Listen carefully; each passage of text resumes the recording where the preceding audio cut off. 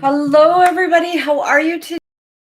And we see that we have new viewers, so I just want to welcome them before we went on. And thanks, everybody, for joining. Thanks, everybody, for coming on. How is everybody today? How are you, Brandon? I'm doing great.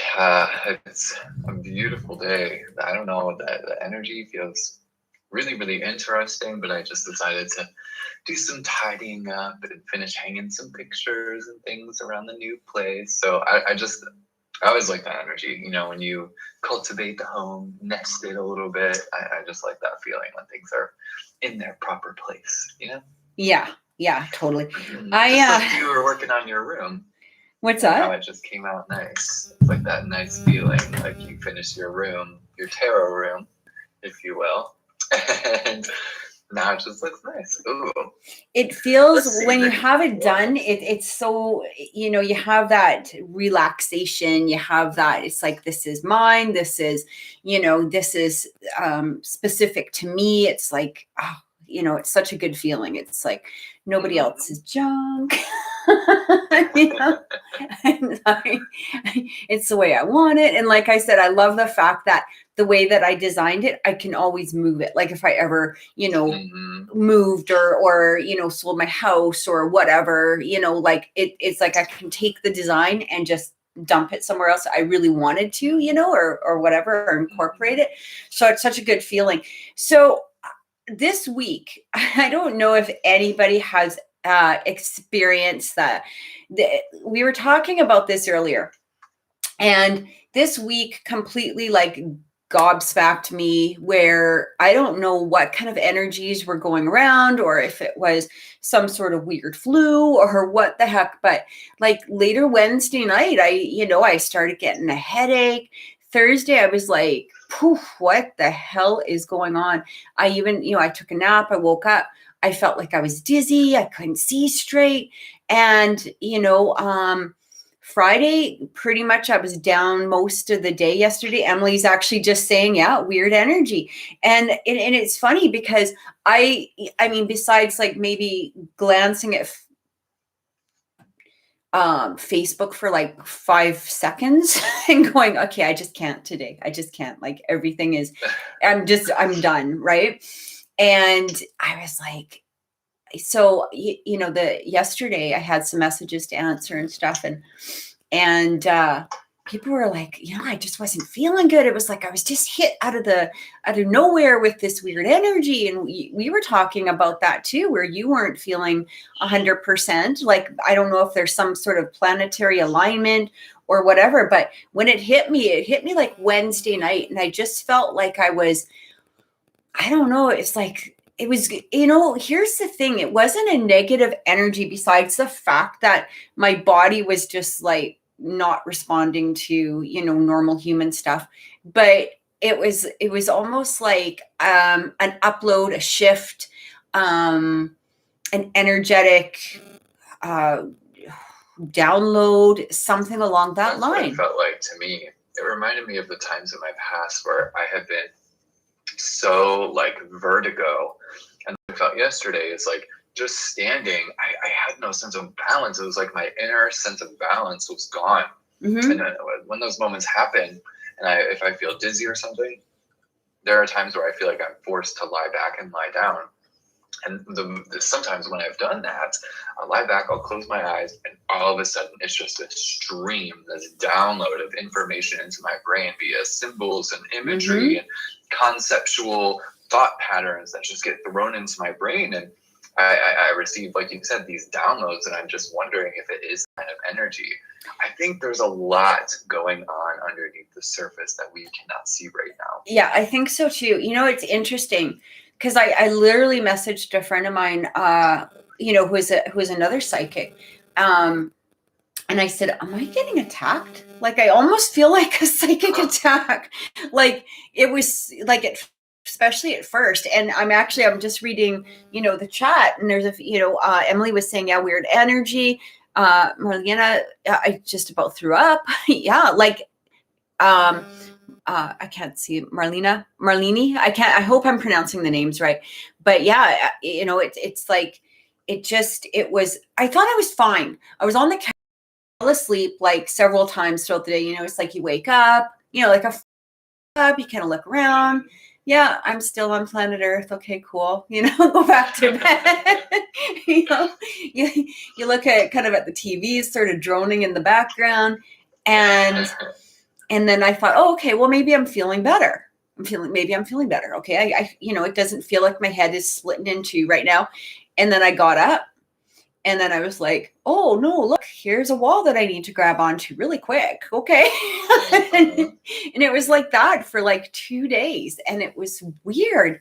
But yeah, you know, even the friend that I had messaged, I said, you know what, is like, am I getting attacked or what the hell's going on? Or, you know, and she's like, no, I feel the same thing. Like, it's like something is going on, like you were saying, underneath the surface. Right. And then it was interesting. I love it. Yeah, it was interesting though, because I did read this, this article. I just have to find it on my phone. And I had read it to you earlier. And I feel like it's not just for the feminines. Okay. Like, because when we talk about divine feminine, there are parts within all of us. We all have, you know, the masculine and feminine. Right. And I feel like sometimes, you know, there's going to be parts of you know, if you're a feminine, there is going to be parts of those masculine that need to come out. Like it's like standing up for yourself, you know, being more, maybe perhaps, you know, that strength energy, that, you know, that more warrior type of male energy. Whereas sometimes masculines also need that feminine energy in order to balance it out, especially if they have, you know, more testosterone, or, you know, they're kind of like that, you know, type of guys, right? You need to have that really good balance. And so it was interesting because I did find this, and it says divine feminines are feeling overwhelmed as the energies are still fluctuating a lot after the last full moon. Past life karmas are purging. Oh, I just closed down. Past life karmas are purging. This is an emotionally vulnerable time. Pressure, migraines, along with buzzing in the ears, which is exactly what I was feeling feverish, chest pressure, pain in the back, shoulders, legs, feel weak. Overall, the body feels tired and exhausted. And all of these symptoms are very common due to the integration process as the ascension is happening with intensity. So, you know, it just recommended drinking lots of water, eating healthier and stuff. So I found that really interesting because I literally woke up this morning and saw that, and I was like, oh, okay. Well, there we go. That kind of makes a whole lot of sense, because all the symptoms that it listed was pretty much exactly what I had just gone through the last 2 days, right? Mm-hmm. And so whatever downloads I was getting, boom. Go ahead, Brandon. Sorry. this pulls up something really interesting in my mind for a long time, ever since I was connected with mothers and women very easily.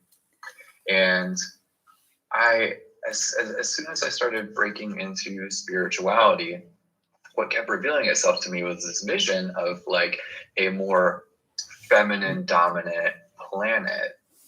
And so I don't know if this is like what a lot of our goals as spiritual people are like subconsciously leading to, or if that really is going to be the best thing for humanity. I don't really know. Right. I just know that of course it is. Have trusted women over men.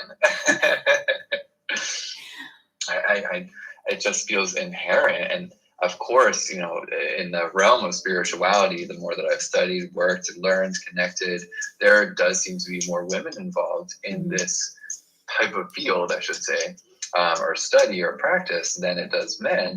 And so I wonder, you know, if there is something to it, if the divine is something that is going to be more of the answer, or the beacon, or leader, instead of this crazy or leader, I should say, instead of this crazy masculine, capitalist, ego-based consciousness that I think we've seen, you know, for the past few hundred years at least. It kind of makes sense to me that it would shift at least from one side to another, you know, as far as balance is concerned.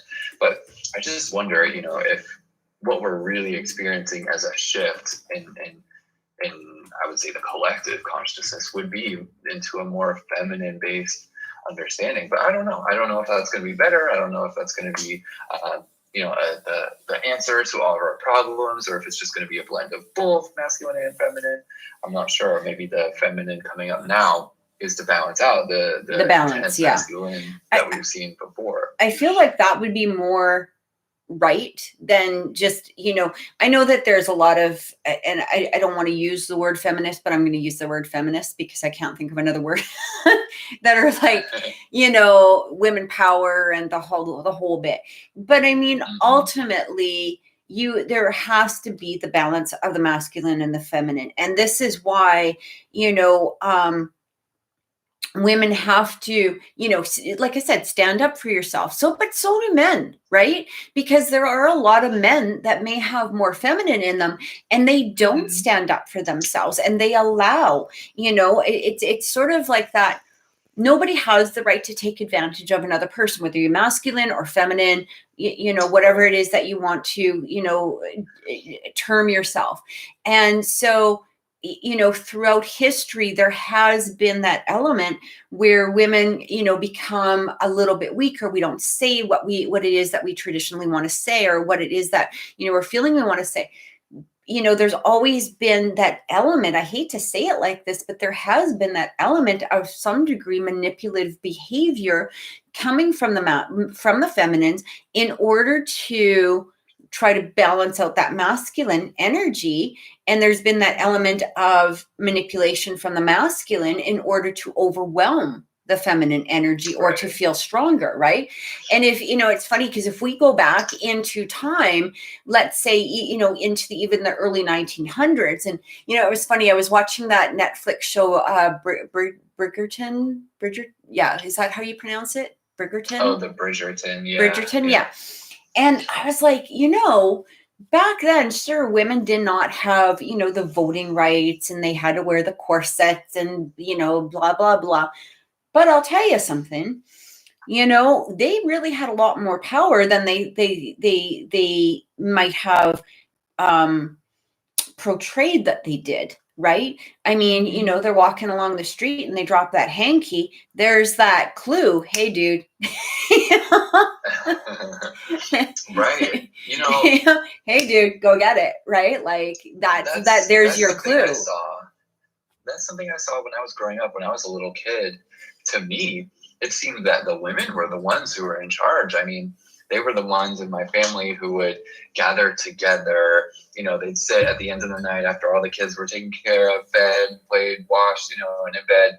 They were the ones at the end of the night gathering together, talking, having coffee or tea or whatever, and just, gabbing about whatever. It didn't really matter. But that seemed to be the moment where plans were taking shape, or where ideas were coming up about what were going to be different goals and, what's to happen in the future. So I always saw when I was young, that the women were the ones who were really running the show.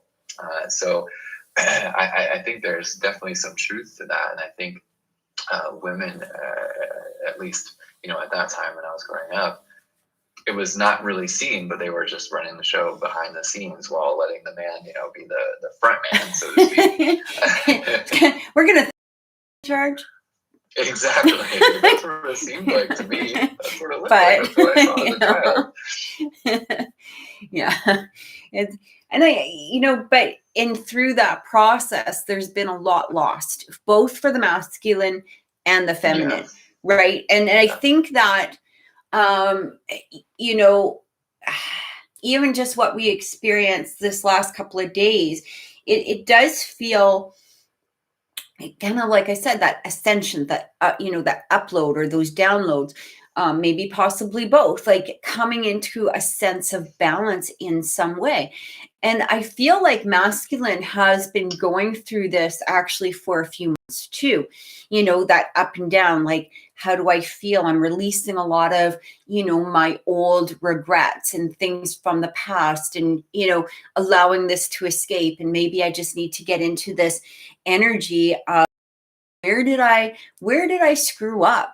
With particular things.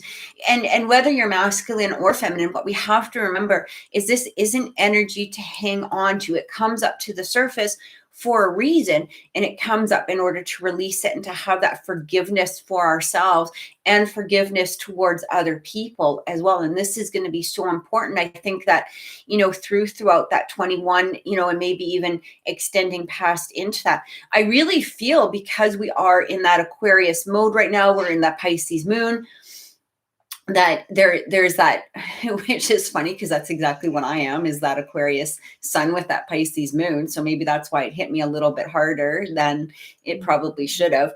But it just feels like this is sort of the time to release. And we always talk about that on the show: release, release, release. Trust your intuition. Allow these things to escape. These are not things that you need to hang on to. Go into the energy and allow it to rise to the surface, but at the same degree, it's not something that you need to hang on to. It's not something that you need to carry into, the next day, the future, all of that, right?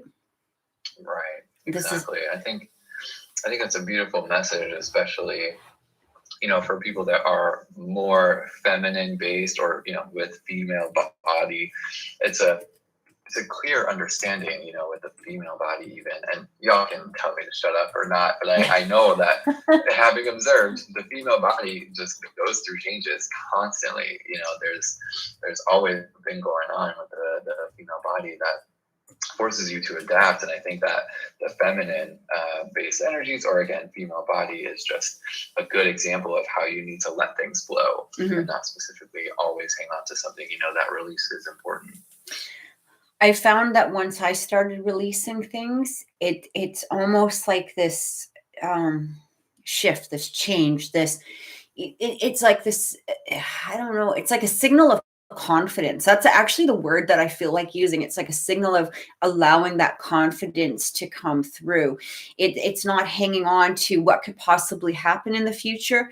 It's more in the, I want to be in this energy because the future looks bright, or things look positive. And it's just having that trust within yourself that, things are going to be okay in the manner that I want them to be okay, like within the personal life type of thing. Right.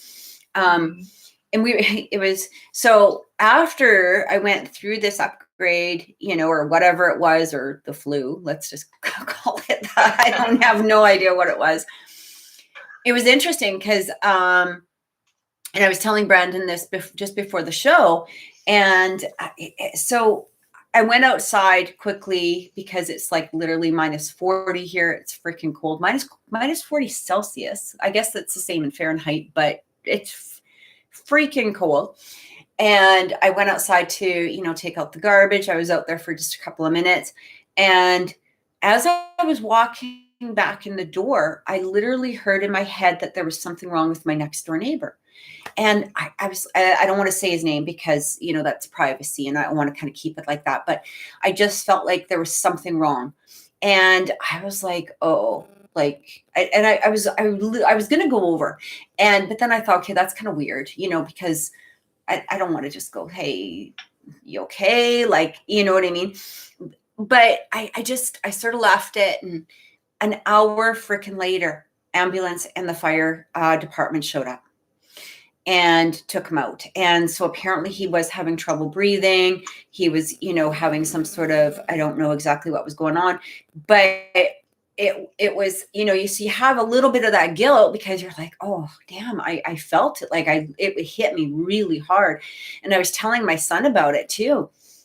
And I said, as he's watching the ambulances show up and stuff, and I was like, ooh, I feel kind of bad. Like I should have done something, or maybe I should have said something, or maybe I should have checked on him, or, something along that line. Right. But, I'm not going to hold on to that guilt because obviously, right. The ambulance did come and everything like that. But, yeah, so, yeah, it's, you just got to trust that intuition. And it's funny because, I always don't. Sometimes I don't, and I trust it with other people. but sometimes I'm Right. hearing stuff sometimes all day long. So it's like sorting through the messages at times, and you Exactly. don't know what exactly to grasp onto at times. Like, when it's for myself, like for other people, I hear the answer right away. I tell them what I feel like their guides are telling me or my guides are telling me. With myself, it can be like an abstract shithole.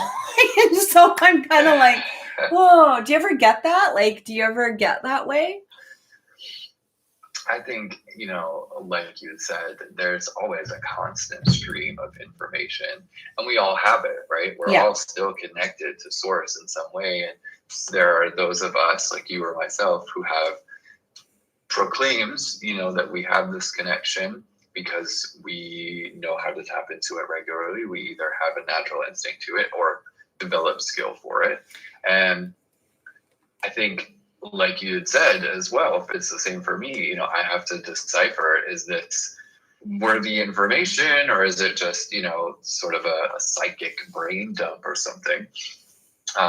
So yeah, sometimes, I do get all sorts of insights, and I don't always think that they're, golden winners, right? They're sometimes just random, and you don't always know which ones to really listen to and trust. But I find that, like you had said as well, when you are connected with somebody and channeling it from somebody else, usually that seems to be more apparent. But when it comes to me and myself, and if I'm just getting information, I do leave room for question, because let's face it, we can have personal biases about the stuff that we're picking up or that we want to see, right? Or we want to create. We can absolutely create a bias just in that. And that's why it's important for people who are proclaimed psychics, and honestly, they're always self-proclaimed. You can't be a psychic without proclaiming it your own self. Yeah. And that's why we have to be careful and constantly keep ourselves in checks and balances, so that way we're not putting out biased information, that we're giving legit information. And that's one thing that I don't think many people realize, is that people that are psychic and working professionally, there are so many other things that you have to do than just read somebody. I mean, there are so many different things. You have to constantly keep your energy in check. You have to constantly clear and cleanse your own self. Yeah. You have to make sure that you're working past any blocks that you have, so that way you don't have biased information. You have to keep tuning to the world that's constantly changing around you, to the way information is picked up and received. Like, there are so many different things that has to be done. You have to remove that ego. Establish yourself. Exactly. The ego is the most important part when people are becoming readers. Because I've always said, I'm okay if I'm wrong. I'm okay if I'm wrong. But I have to be in that place of giving the information that I have at the moment. This is the information that is coming through at the moment. And I have to remove the ego from that. And I find that a lot of readers will, let's say they've had issues with men. I'm saying this because of the fact that there are a lot more feminine readers than there are masculine readers to some degree. And, they'll be like, no, he should be like this, boom, boom, boom, and it's like crushing for some people, because they'll be like, I really thought everything was going okay. No, he's an asshole, drum him. And you're like, and they'll come to me and I'll be like, what the hell just happened? Like, that is not the energy that I am picking up on. It's going to maybe take time, or there's going to be this, or these are the things, like, and you read very similar to I do, like, in some degree, like, you see the path, you see a path, and you see an outcome by following that path. And and when people are placing this, no, he's gonna cheat on you, bang, and you're like, what the frick? Like, no, why are you telling a client like that? Because there's always free choice. There's always, so many elements that can be added. And it's like, when I'm reading, I'm being shown a path of what the client is asking. Can we be together? Yes. Here we go. Or no, because of, these blockages that are happening, or maybe that there's going to be some challenges in there. Like, it's so much more than just this or that. Right? Yeah, it really is. You're looking into so much. And I think the mark of a good psychic is tapping into the energy, recognizing the character, recognizing how that person's motivation, working with spirit and them showing you the potential paths, and then you being able to calculate kind of all of that together. It really does feel like, at least when I'm giving readings, it feels like a blend of both parts of the brain, you know, the creative and the logic, the left and the right, the psychic part, which seems to be the more creative, left brained, or I'm sorry, right brained, and then the more logic part of understanding how humans work and understanding their nature and merging it together. And I think that's why, for myself, and I know you've had very similar reviews where people are just like, predictions came to pass. Oh my God, I can't believe it. You know, oh, wow, you know, unbelievable reading, blah, blah, blah. I think that's why we get those reviews, because we do work in so many different layers, you know, and it really is, it's humbling. There's no other way to put it, but it's so humbling to be able to, for somebody like us, when you don't have a choice of picking up this information and when you can give it and it helps, it really is just so humbling. It actually is. When I love it when, like, I'll have clients that record, you know, their sessions, and, you know, they'll say, can I record it? And I'm like, please do. Because when you record that session, and I know at some point they're either going to find it on their phone, or, you know, back in the day when we used little video cassettes or whatever. And I love it because I have clients that will come and they'll be like, you know, I was listening to our last session, and it was like boom, boom, boom, boom, boom, you know. So I love that when I hear that, and because it's like that confirmation for yourself, but it's also not that you need it anymore. Like, it's hard to explain, but you know, there's also that connection to spirit. So it's kind of like, probably with you guys, you know, that are listening, you probably have experienced that, where you get that confirmation. It's like a confirmation of a good job, or a confirmation of, you know, your art, or maybe something like that. And when we receive that, it brings you to a higher level of spirit, because it allows that, it removes that element of judgment from yourself. It helps to remove that, but it doesn't put you into a level of ego. It actually puts you into a level of allowing, right? And no psychic can ever say, hey, I'm going to be 100% all the time. And if somebody does say that, there's probably going to be an issue, right? With that person.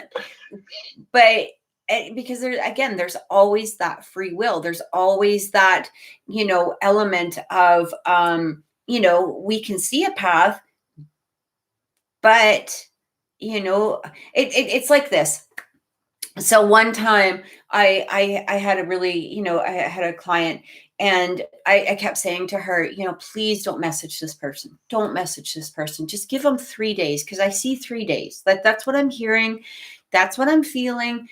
Just back off, let them be for 3 days. And they were like, yeah. Okay.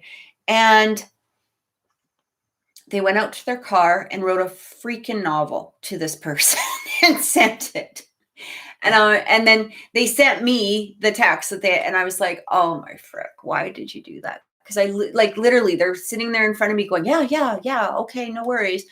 And wrote like this 4-page freaking text to them and sent it off. And I was like, oh my God, because I knew it was like instant change of energy, instant. It was just done. And then I kind of just let it go. And I said, well, you know, really, you shouldn't have done that. You should have really listened to what I had suggested, right? Like, all it needed was 3 days of a change of energy. And it was funny because 3 days later she messaged and she goes, well, he hasn't messaged. And I'm like, no, he's not going to. Like, he's done. Like, this is it. This is what I told you 3 days ago, because I said, leave it be. Leave it be. You have to leave it be. And, you know, so this kind of stuff can happen.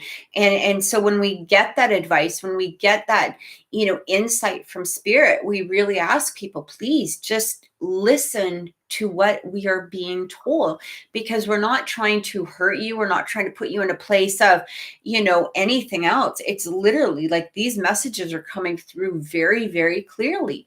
And all you have to do is listen. We're not asking you to, run through the street naked. We're just saying, hey, chill out for a little bit, or maybe work on this, or do whatever it is, right? And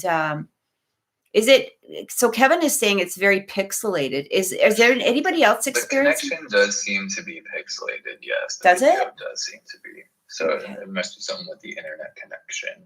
Okay, let me just see if I can shut off something here. I'm going to turn off my data, or turn off my Wi-Fi for the iPad, because that might make a difference. Just give me a sec. If I lose Brandon, I'll call him back, but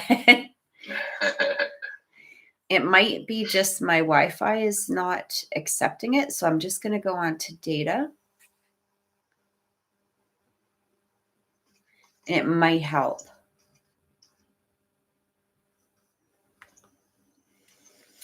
And you guys might have to refresh your screens. Oops, hang on. You might have to refresh your screens and see if that will work. So, sorry, Brandon, I dropped you. Ow. Ow. Ow.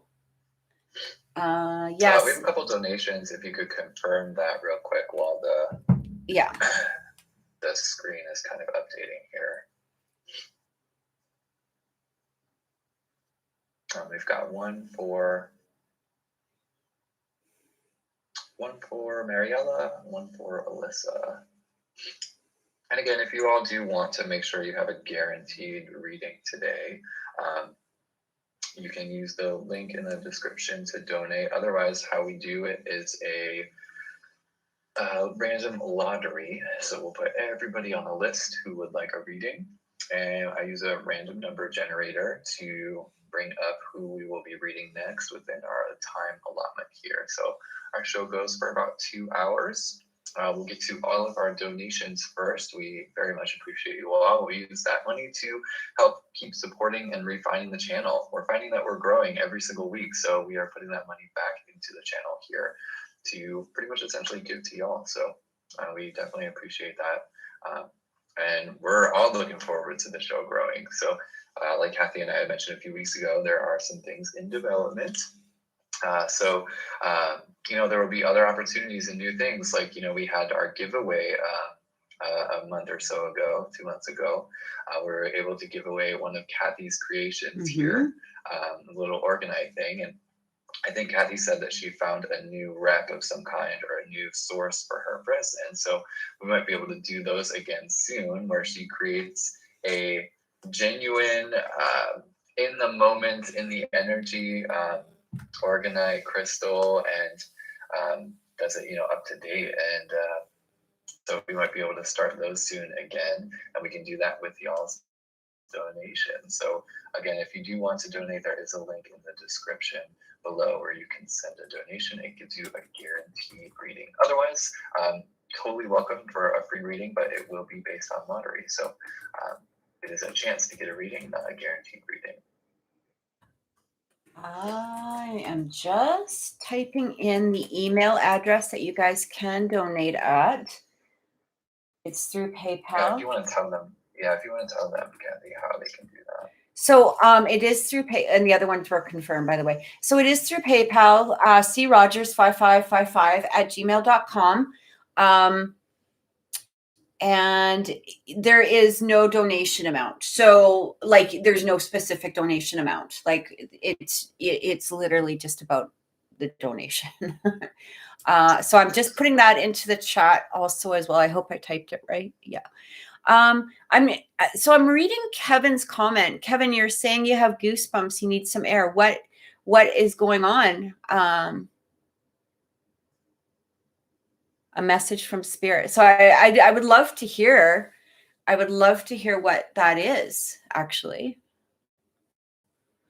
And if Kevin wants to share that with us.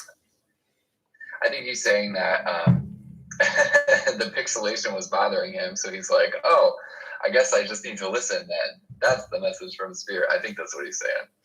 Okay. Oh, I see. I wonder what the goosebumps are. Yeah, because I'd like to know too. Maybe he's picking up on our collective energy here.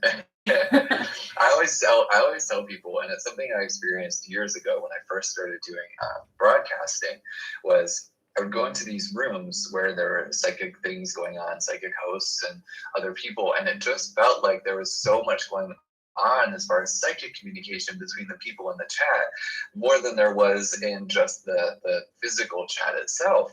And so I feel that happening in our chat as well, that there is psychic communication happening between us and our listeners, and there are other levels happening. And so I remember we had, I think it was user Mac something that came into our show a few months ago. Oh, and they were very psychic, and I felt them tuning into me as I was, doing the chat and talking in the chat. I could feel them tuning into me and tuning into you. And I remember calling them out for it. It was cool. Because so it was almost like they were trying to figure us out, right? I remember that too. You can feel it. Yeah, you can totally feel it. Yeah, it's actually a kind of cool energy. So I'm thinking maybe we should open up the room. We are getting the donations coming through. We really appreciate it, guys. And I am able to confirm it almost immediately. So, it's there. So what we're going to do, so I just want to run through, some of the things. So first of all, if you haven't subscribed, please make sure you subscribe, click the like button. I just want to also, before we really get into that, I just want to let you guys know, remember that these are mini readings. We're not going to, they're not going to be, full life readings or really, too in depth or anything like that. But if you do want a full reading, so I'm going to tell you about my readings. You can message me through my Facebook page, which is Oracle Intuitions. You can message me through Instagram if you prefer, or you can go right to my website. So on my website, you're able to click it's like a 15-minute video. Now I only have one up there right now, which is about, relationships. But you can make it any subject you want. And that one on my website is a 15-minute video, which I upload to YouTube, but it's a private link, so nobody else can see it except for you and of course me. And it's a 15-minute video where I will answer your questions in that 15 minutes, and that is $30. To have a private session with me, which is either through the phone or through video chat. So I do both. Okay. Video chat is amazing because, we're able to view each other. We're able to really get in depth, or through the phone. It's totally up to you. And those are $85 for an hour. Okay. And, usually I can fit you in same day for the most part. Some days I'm really booked up, but I try to keep, slots open so that I can, fit people in if there's an emergency or something along that line, or they really need guidance immediately. It's not like a 6-week wait or anything like that. Like I try to get, if it's not same day, it will be probably, within the next day. And you can contact me again through Facebook or through Instagram or on my website. So, and I'm going to let Brandon explain, his readings as well. And thanks for everybody that has donated so far. We truly appreciate it. So. Yes, definitely appreciate that. Thank you, Marlene. If you can confirm that, Kathy, I'll put Marlene on the list here. Again, Savannah, thank you for being here and welcome. We won't be taking any questions until the sound of the bell, so please wait, so that way we give everybody a fair chance to get all of their stuff in. So for me, if you want to book a reading with me, thedreamteacher.com, that link is in the info box here. For those of you that are watching live, I always honor the people that come here and listen to us live. So I give a discount for all of you that come here and listen live. This week, the code is going to be LIVE5, LIVE, the number 5. So that will give you 30% off of my readings with me. If you're not sure if we're going to be a good fit working together, I have a free consultation that you can absolutely set up. So you can do that. It's a 10-minute free consultation where we can talk, chat, get to know one another, see if we vibe. So feel free to set that up as well. You can do all of that on my website, thedreamteacher.com. Just go to the services or appointments page. Appointments will let you book. Services lets you know what you're getting and what to look for. So at dreamteacher.com, you can definitely step on over there. If you want some hypnosis and hypnotherapy downloads, I have that on my page as well. Just go to the downloads page and you can see that there. So I appreciate you all that have already contacted me thus far, and we've worked together. I love working with all of you, and especially from this this platform into something personal, private. It really works well. So if you do want something private, not out there on air, you can do so with Kathy or myself, and the links in the info box. So Marlene, thank you for the subscription as well. So Kathy and I have been discussing, she has really been pushing me to make sure I get out there and I am seen. So at some point we'll be doing shows on, I think, both of our channels, where Kathy will then moderate for my channel and my show as well. So if you do want to stay up to date on that and join us on different shows, then you can go and subscribe to my channel as well, and Kathy will be there with me for other shows as well. At some point, we're thinking about making some kind of combination, but we'll cross that bridge when we get there. Yeah. Soon. All right. Yes, I'm glad you guys are seeing that option now. So yeah, free consultation, you absolutely can on my page, so you can set that up. Yeah. I think that's it. I was going to say also, so when we were doing the MIDI reading, one of the things that, some of the things we do won't, or we don't do is, first of all, health. Okay. We don't look into health. We don't look into legal. Please make sure that you guys put your first names, birth dates, or if you want, you can put your zodiac sign. That even that is appreciated. But also, if you're asking about somebody else, please make sure that you include their name and their at least zodiac sign or their birthday, and be specific with your questions. To some degree, just so that, because it does move it along faster rather than us having to ask you, can you please confirm all of that. So that will really help. Okay. All right. So should we do our donations first and then open the room, or do you want to open it now? I think we could probably, why don't we open it, because that will allow people to start putting in the questions and stuff like that. But I think that maybe the people that have donated can start putting in their questions, and then, we'll kind of get that all gathered together. What do you think? That works. So Mariella, Alyssa, Marlene, in that order, please submit your questions. And then I will hang on to them. We'll get to Mariella here first, but the reading room is officially open. So all of you, please type your first name, date of birth, or zodiac sign. We will put you on the list. And your question, I guess, right? And your question too. If you want them to put the question now, we can. Or do you want to wait? It might be, maybe it would be better just to wait. Yeah. It seems like it might be a little bit better just because of the fact that I'll have their question right away when their number is called. So if they were, wanting to keep their question private or something like that, okay, then we can do so. Perfect. Either way, we'll work together. We'll figure it out together. Okay. So just type your first name at least. And you have to make sure that, please make sure again that you're subscribed, all of that.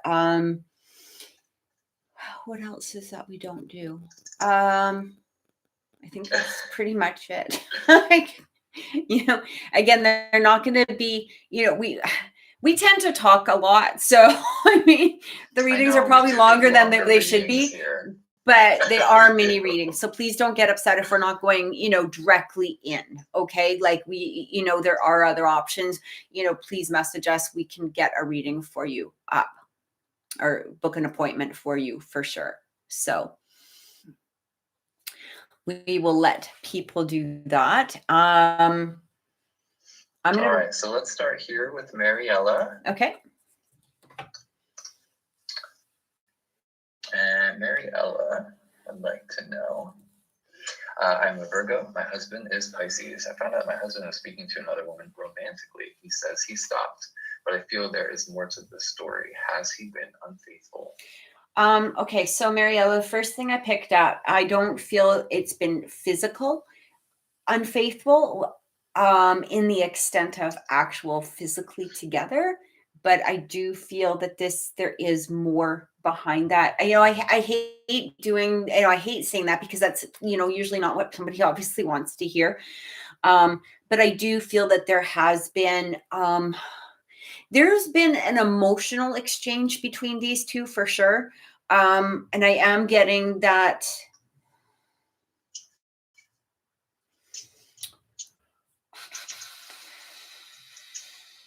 I'm just trying to see if this is, I don't feel it's completely stopped. I feel though, I'm going to be honest, I do like, well, you know what I mean? Like I'm always honest in those readings, but what I'm getting is that I feel like your husband has tried to stop the communication. I do feel that there has been like some sort of halt towards it. I don't know if the other person is letting go that easily. Like I don't feel like it's like they're still trying to bring this person in. I'm almost getting that there even might be another party for the person that he's talking to. Like this person might be, married or in a relationship, or there's some sort of like extra connection with this person as well.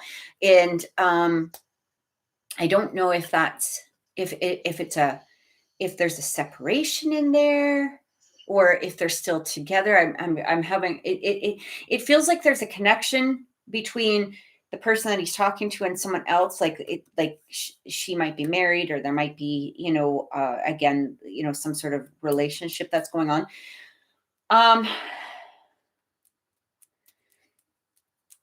It feels like they're trying to pull him in, and that I do feel like there's that resistance, but I feel like this might have been going on a little bit longer than maybe, he's told you. Like there's been more behind it than has come to the surface at this time. I feel like you really need to sit down. You really need to have this conversation and go from there. I'm going to be honest. I feel like he's there. Like I said, I kind of feel like the separation happening in this person. Like it doesn't feel like this is going to be long-term, or he's leaving you for her, anything along that line. But there is some sort of emotional connection in there that maybe brought them together. Like, and I'm not even sure. I don't think that they met. Is she from this country? That I'm not 100% sure of.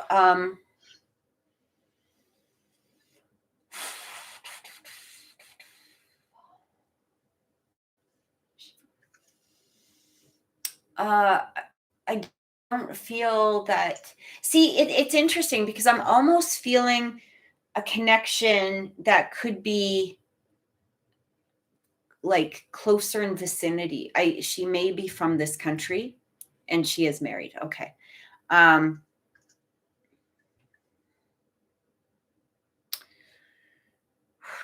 trying to see it almost like I'm not like what I'm getting is this could almost be like a coworker or something along that line. They may not have met in person, but it feels like there's some sort of interlocking connection between the two of how they met. Like I don't know if it doesn't feel like it was just random online. I mean, I suppose it could be, but I'm getting more like there's some sort of connection in there. Like, it even could be a coworker that works long distance or something along that line. I don't know if that makes any sense, but it feels something along that line. So there does seem to be, yeah, I'm just looking first at Mariella and her husband and the energy between the two. And there definitely seems to be some kind of, I feel the inherent connection that the two of you have, it does feel quite bright. There does seem to be a lot of intuitive and mental rapport with the connection. But what Spirit keeps showing me is that there are some things that are either suppressed or repressed. And they do keep showing me this heart that's kind of quieted or stifled a little bit. And so it feels like something is happening where that expression of heart or love isn't able to fully come through. So I am looking at the husband's energy here. And I do feel like there's this, when I'm looking at his energy towards Mariella, I'm feeling this overabundance of energy that wants to come out, but this is where I feel that suppression or repression. So I'm looking at the energy between the husband and whomever, this other woman is. And what Spirit keeps showing me is that there is a sort of fantasy-like involvement here, where it's all clouded, diluted, a diluted sense of reality. And so what all this is really pointing me to is that Mariella, your husband here, it's like there's some kind of idea, fantasy, daydream, kind of getting away from the mundane feeling that he has. And I think what's happening is he's now supplementing that desire to go off into another quote unquote realm, which really is just the psychic realm, and doing so in light of another person. So like Kathy is saying, there definitely seems to be an inherent detachment from him and whoever this other person is. But I also want to know, that there is still bringing up some very real difficulties about the connection in the future and things that are going to have to be addressed. Specifically, what Spirit shows me is that this bond, this relationship is going to go through a sense of metamorphosis. It is going to be brought with a sort of crux or a crossroads, if you will. And it's going to feel as if there are things kind of eating away either at both of yourselves or the relationship as a whole.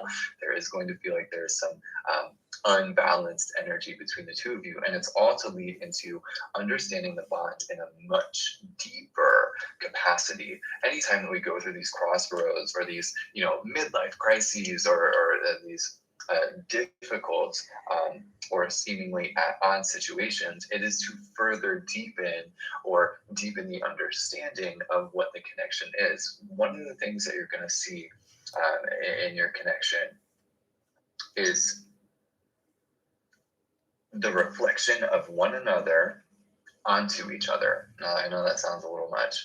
You're going to see how you're feeling directly reflected into the other person. So it's hard to describe this because it is a mirrored nature that does happen.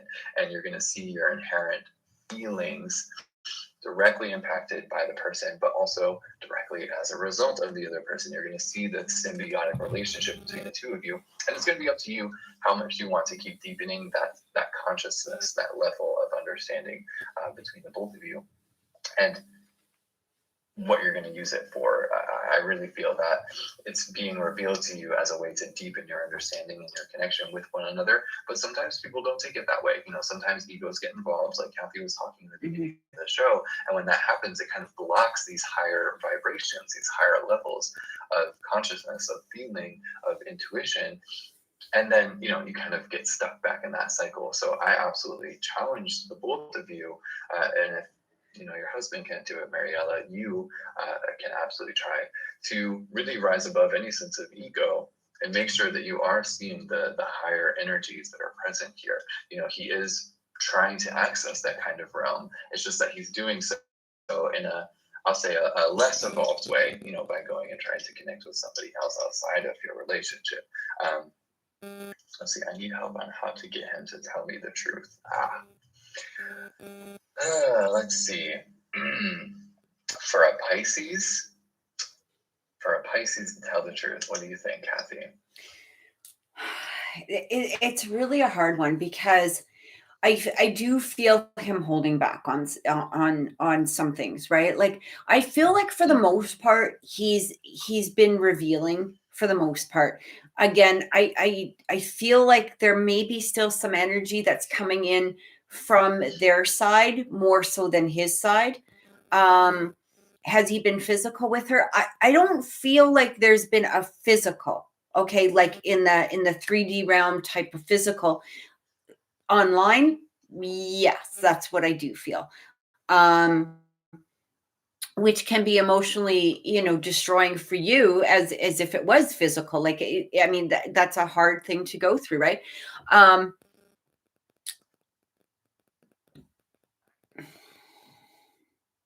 You may have to make a choice here. It is what it comes down to. There's no way to force anybody to do anything, unfortunately. And he doesn't believe it. I'm not sure what he doesn't believe.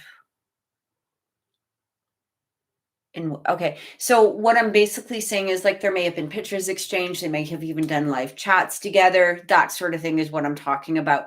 I don't know about the physical being together physically, right? I feel like there's been more like pictures, that kind of thing, maybe possibly exchanged. Like I said, maybe. Yeah, I'm not feeling the actual Yeah, meetup myself. right. Like it doesn't feel like they've been together, person to person, but it does feel like, this online type of thing.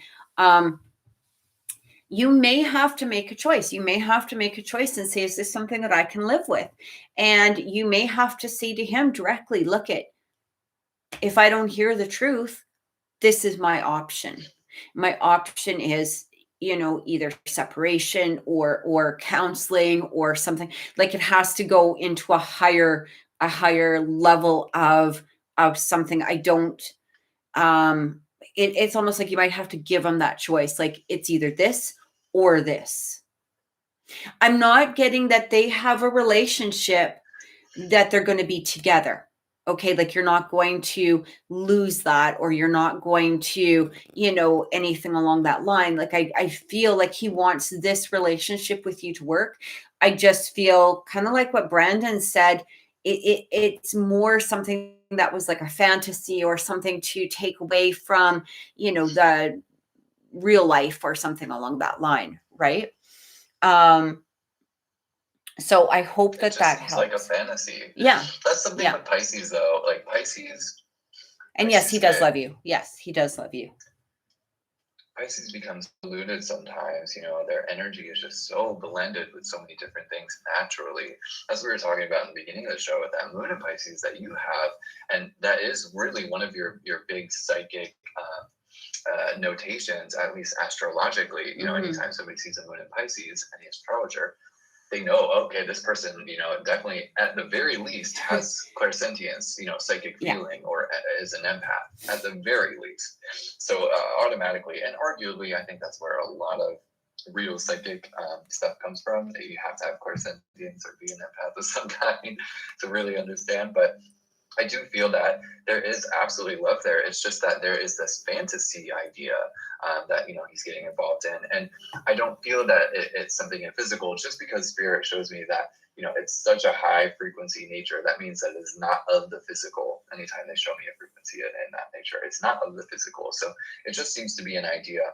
My advice here, Mariella, is to sort of combat this, and by combat I just mean offer an opposing side here, with fantasy of your own, and bringing in some kind of fantasy into the connection between the two of you, something that could be fun or playful, because you're honoring that part of himself that he feels needs to be acknowledged, but obviously isn't saying so. He, needs to take responsibility and communicate with you the things that he feels that he needs, or if something has changed, he needs to communicate that with you, which I understand your frustration right now is what you're trying to do with him, is to get him to open up, tell you the truth of what's going on.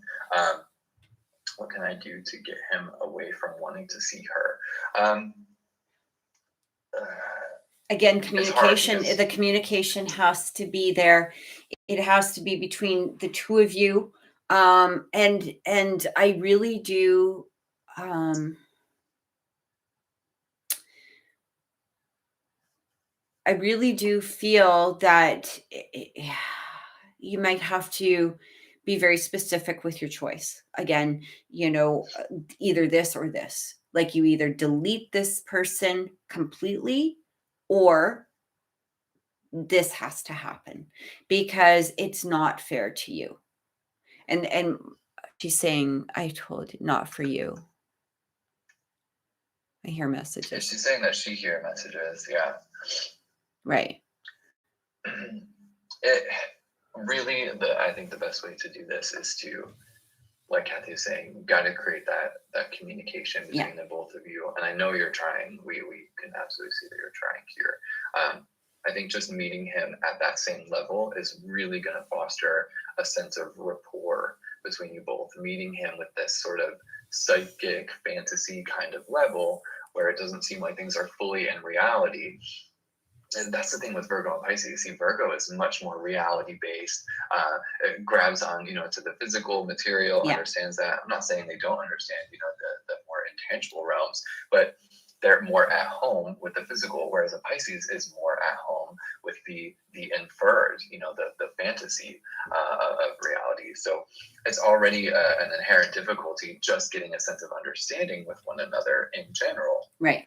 Let alone, coming to a mutual understanding of where the connection is. I think, like I had mentioned, and what's coming up in your connection is really you're revisiting the bond. Your bond is coming to a crossroads, and I feel that this is a perfect time to really revisit and reestablish the foundation of your bond. Exactly. Why are we connected? What are we doing? What is the purpose? Who are you to me? Who am I to you? What are we giving to each other? And what is our goal for this relationship? Why do we have this relationship? And what do we want to see in the future with it? When you kind of come back to that foundation, that's where you really see where things are lined up and where they're not. And this is where, once that is established, once you go and revisit that foundation, this is where I feel you can start introducing this idea of meeting him at his level, so that way he can feel comfortable meeting you at yours. I know that it puts a lot of responsibility on you. I know that it feels frustrated, that you might have to rise up more than he does, but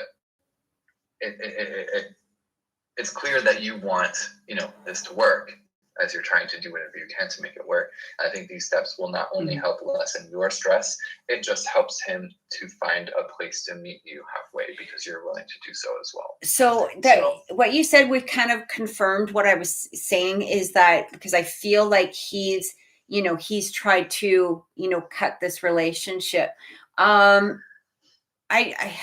don't know if she has the new phone number. You know what I mean?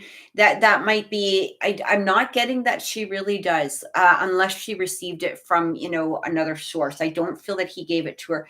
And he is, like you had said here, I am more physical with him, which is what he wanted.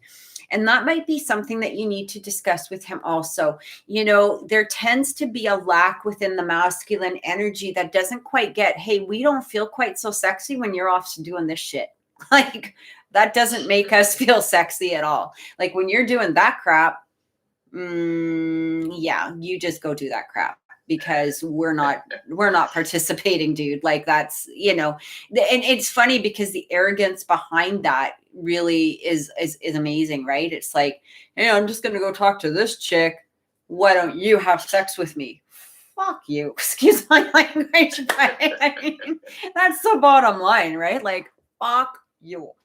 So you may have to, discuss that with him and say, look, I am willing to do this. I'm willing to put in this energy into the marriage. I'm willing to be more physical. Let's talk about what it is that you want, what it is that you enjoy.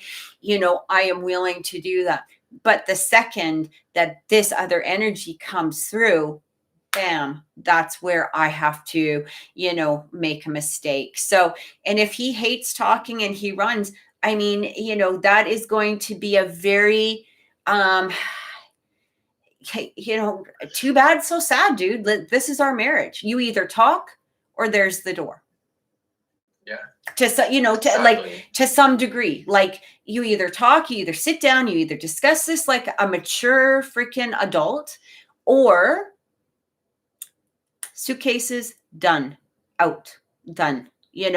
That may have to be your choice. Like, you can't sit there and be in a realm of, well, he doesn't want to talk. Well, no, like, that doesn't work. Like, there has to be that communication within a relationship. So we better move on, though. So I hope that helped. And again, if you want a deeper insight into the relationship, absolutely, either Brandon and I can do a full reading on you. So I hope that that's helped.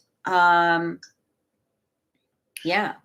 If you need, you can go back and watch this. I know there's a lot of information I kind of poured through at once. And with a little bit of delay with the live, you can go back and revisit and watch this at the, what minute mark is it? Yeah. Hour and about an hour mark into the show here. And so for those of you that are listening in as well, if you do get a reading, take note on when we call your name, at what time, the live is at, and that way you can kind of revisit if you need to listen over to the reading in case there's something that you may have missed. Perfect. Okay. So, who is next? I saw that there was Next Alicia and I've added some people to the list here. So next up for our donations, again, we very much appreciate that, will be Alyssa. okay, perfect. And what does Alyssa like to know? All right, so Alyssa is saying, I would like to know when and if Jordan will contact me. Will we end for good, or are we going to work things out and flourish? Jordan is Aquarius, and Alyssa is Virgo. Okay. Okay.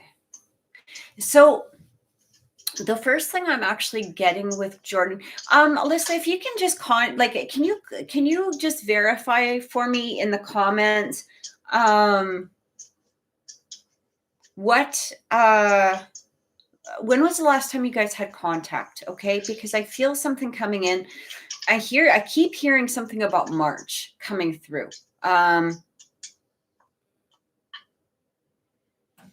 But I feel like he's got an interest. Yeah, if you can just confirm for me down below, when was the last time that you guys had a talk or just communicated with each other? That would be great. 4 days ago. Okay. Okay. And okay. So just give me a second here. You know, it feels like March is going to be an energetic shift for the both of you. Here's the thing, Alyssa. I feel like you need to take a step back. I really do. Take a step back with the energy. Don't contact him. Let him come to you. I do feel him doing so. It's more, I almost feel like a curiosity from him. Like once you take a step back, he's going to be curious as to what the hell happened or how come that, there's a lack of communication or, some sort of expectation.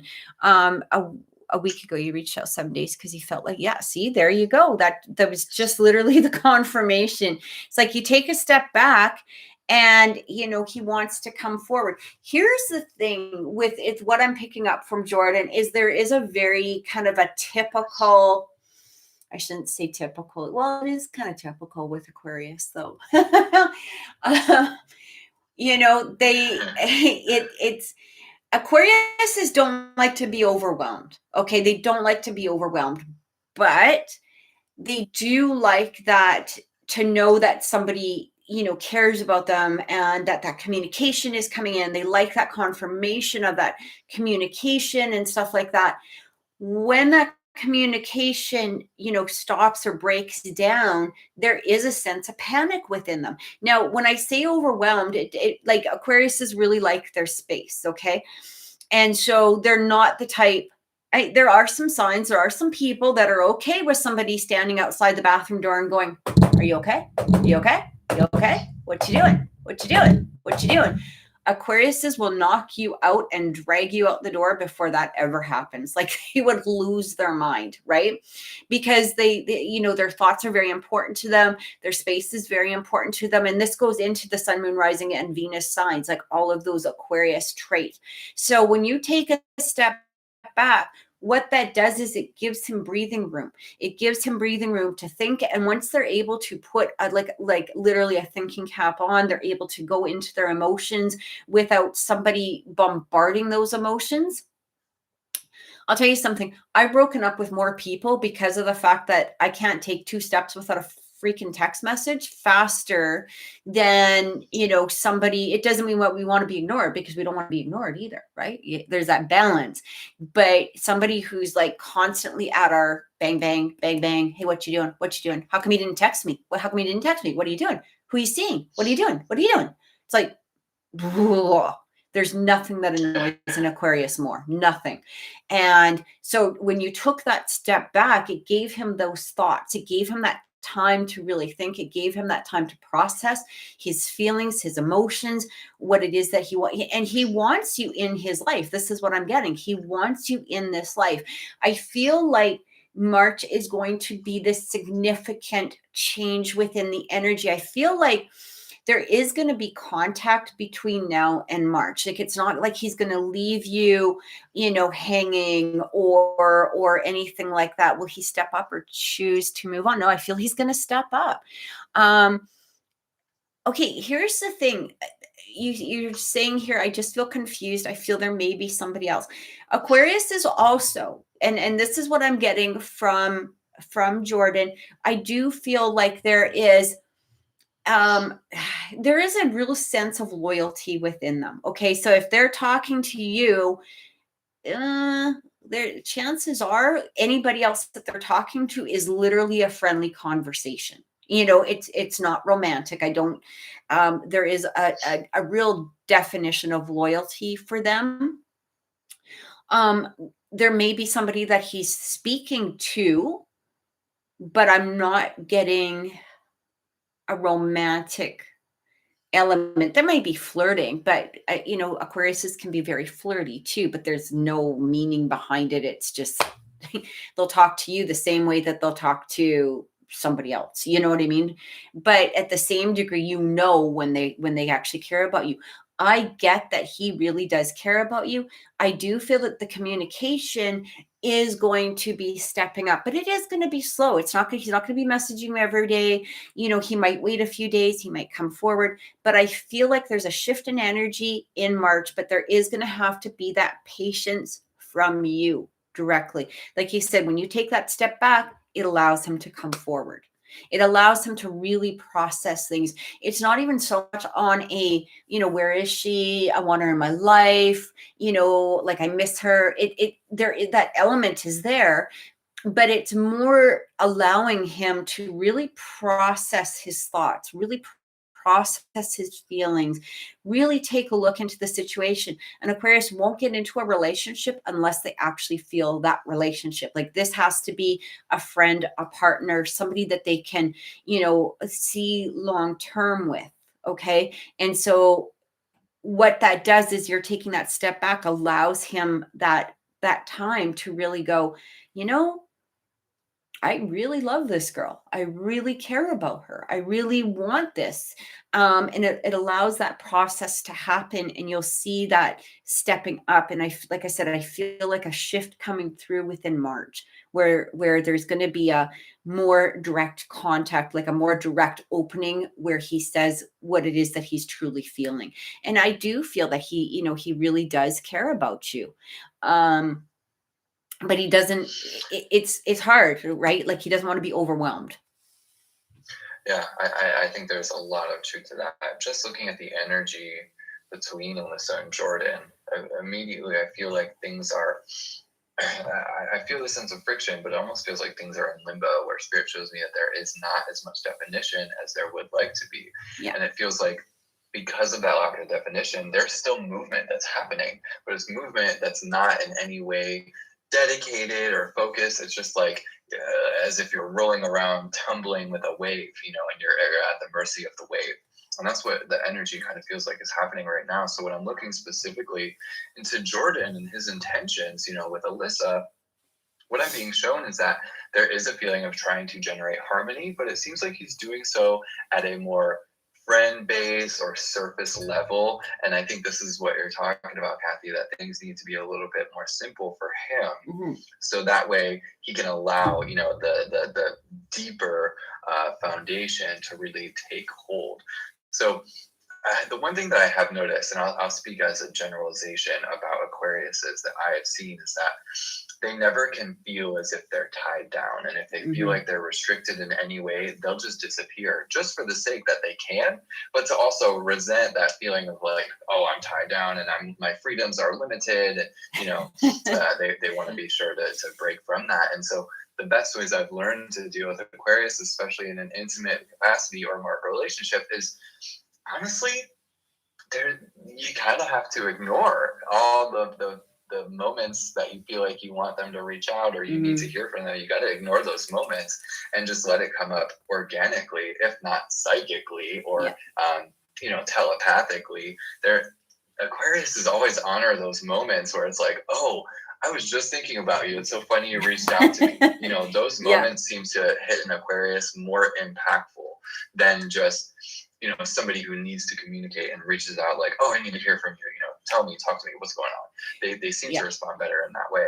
So when I ask Spirit what's to come between Alyssa and Jordan here, what I keep being shown is that there is going to be this sort of initiation of communication, and that it does seem to be of a more foundation level, a little bit similar to what we were talking about with Mariella, but this seems to be different in that it seems like the both of you are going to be breaking down the components of why, you know, you even feel where you are right now. So really getting into detail with the emotions. I feel like this is a conversation that's been waiting to happen for a while, and Spirit is showing me that it is going to come up here in the next few weeks. So that's why I feel like you're absolutely right on with that time frame, Kathy, you know, with things being more stable in March. Because it feels like during February right now, this is where all the unearthing and the releasing breaking down components happen. Exactly. I will tell you something, Alicia, that I do know, you know, and because I'm just looking at these two questions. So I'm going to be direct in regards to those, because you're saying it's been 2 years. I'm going to tell you something. An Aquarius who isn't interested or doesn't actually care about somebody, or there's actually no love there, that ain't happening, especially with that Aquarius sun. Okay, maybe the moon, they can be a little bit more tolerant in that degree, but an Aquarius sun, when they're done, that's it. They're done. There's no faking those emotions. So when you're saying, I feel like he just uses you for sex. What is Elisa again? She is what is her sign? Alyssa, Virgo. Alyssa is a Virgo. So you have that more wanting to be intimate level, like the intimacy within the mind, body, and emotions. Okay. And I understand that can be overwhelming, right? That can be very overwhelming. It can be very strong, but and yes, you need to know everything. You need to know what's going on under the scenes. The thing is that, you know, Aquarius in general, you may know them for years, but you're never going to really know them. Like, you're going to know them, but it's hard to, like, there's always going to be, you know, like a new surprise with them, but not in a bad way. It's just, you know, they have a lot of stuff that they process. So what I'm getting here is that, again, if an Aquarius isn't into you, they're not into you. They're not into you. There's no magic spell that you can, or pixie dust that you can throw onto an Aquarius to go, oh, I want you to like me. It ain't going to happen. So if he's been there for 2 years, it's not a matter of just wanting sex with you. This is a deeper, you know, emotional level. But because you have that Virgo, that earth energy, he's got that air energy, air, earth. Okay. There's a gap, you know, in between in regards to your emotional and physical and spiritual selves. He's more in here with his, you know, emotions. It's more up in the air. It doesn't mean his emotions are up in the air. It doesn't mean he doesn't care. He doesn't love you, but his brain is processing so much, everything, you know, that's coming in, and a lot of spiritual, I don't even know if it's particularly spiritual, but they're in another realm, okay, on that level, whereas you're more earthbound, and that, so you might want to have more expression. You want to hear, you know, you're the love of my life, you're this, you're that. That is a very, very, very difficult thing for an Aquarius to do. It's not that they don't feel it. It's not that they don't, you know, are experiencing it. It's just like turning it from a concept to something physical, like words, is the difficulty. It is, because they're showing you in other ways, or they're trying to express it in some other way, or, you know, if they're still with you, they're showing it. Like, if they're still communicating with you on any level, they're still showing that they care, because they will cut that freaking communication faster than your head can spin. That is it. Yeah. And there's no, if they're not emotionally attached, it's, you know, it's there. And so that's what I keep getting. And I do feel that emotional attachment, but there is going to be, and we talked about this, in other shows, love language. You have a different love language than he does. Yeah. And that's where you guys have to, or where you're going to have to take that understanding and say, okay, look at, I might not get the, big bouquet of flowers every day at my house, or the big boom box outside my door with him, serenading me, because that's not going to be an Aquarius way. It's just not. Yeah. And you have to process that, and you have to go, okay, that's, it's kind of like that difference between, okay, you might see on social media that somebody's boyfriend, showed up at the house and they had like 800 penguins all carrying little signs saying I love you with a marching band. You're going to be lucky if you get a freaking card sometimes from an Aquarius.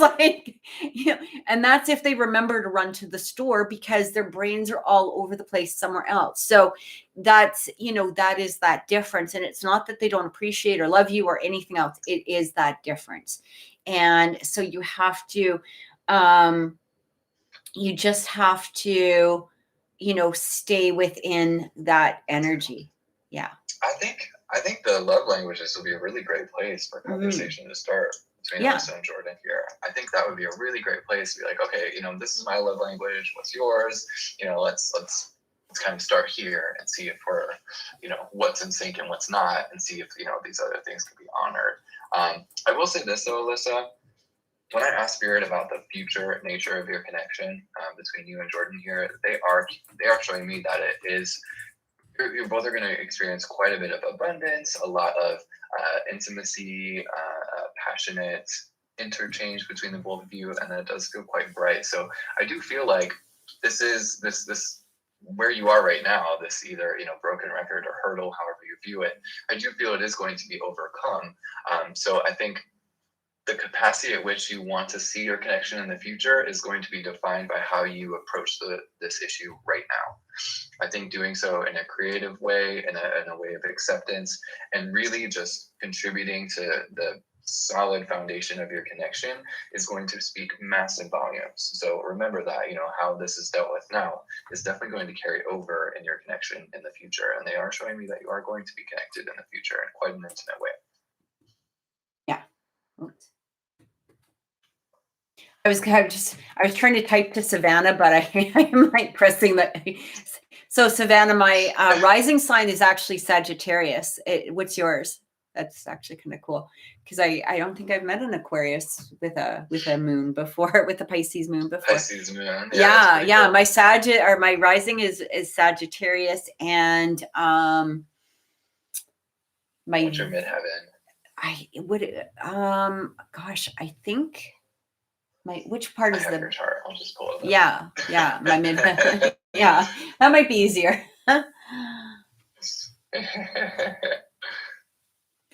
Alyssa, I do feel again, March is going to make that change. It's going to be like make that change, work on the energy.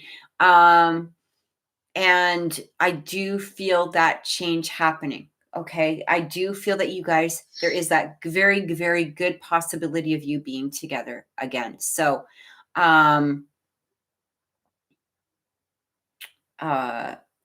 just take the time that you need. Don't panic. Don't put energy towards it at this moment. Allow him to come to you, which I do feel is going to be happening. I know you're sort of in a different place right now, like, the two of you, like, him not expressing and stuff like that, but just allow it to happen, because I'm literally hearing like within the first or second week of March, like, I don't feel like this is going to be, at the end of March or anything like that. I feel like that shift happening. All right. What was it? Did you find out? So yeah, you have a Libra midheaven, okay. Sagittarius rising, Sagittarius ascendant. You have so many planets in Pisces, though. You've got 1, 2, 3, 4, 5 planets in Pisces. Yeah. My goodness. I know. I'm almost like more of a Pisces than that Aquarius, right? Crazy. Yeah. Yeah.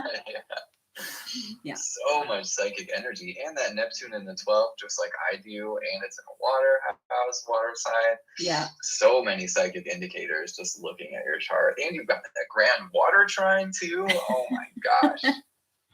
So much water, so much psychic stuff in there. That's so awesome. Thank you. Yeah, I don't know. This is just what sorry, Brandon. I really appreciate you looking that up. Also, I feel like I've conceived. Will this affect anything? Honestly, I like, again, I don't particularly look. How it would affect things is like him having to step up. You know, I'm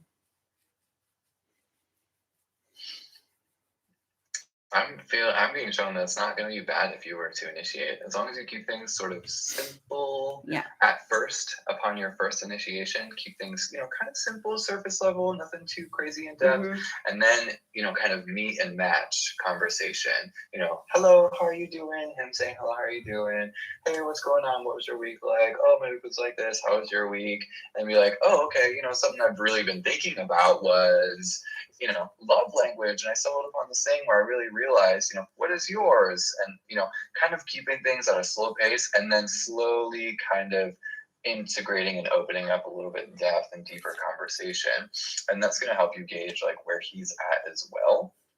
And you figuring out, oh, okay, well, he's not responding to me. He's taking an hour to respond. Clearly, he's either doing something else or something isn't of interest to him. So, I'll just say my piece. Okay, clearly you don't have time to talk, so hit me up when you do. And kind of leave it back on him if he's kind of ghosting and leaving you kind of out to dry, so to speak. Yeah. That is exactly it.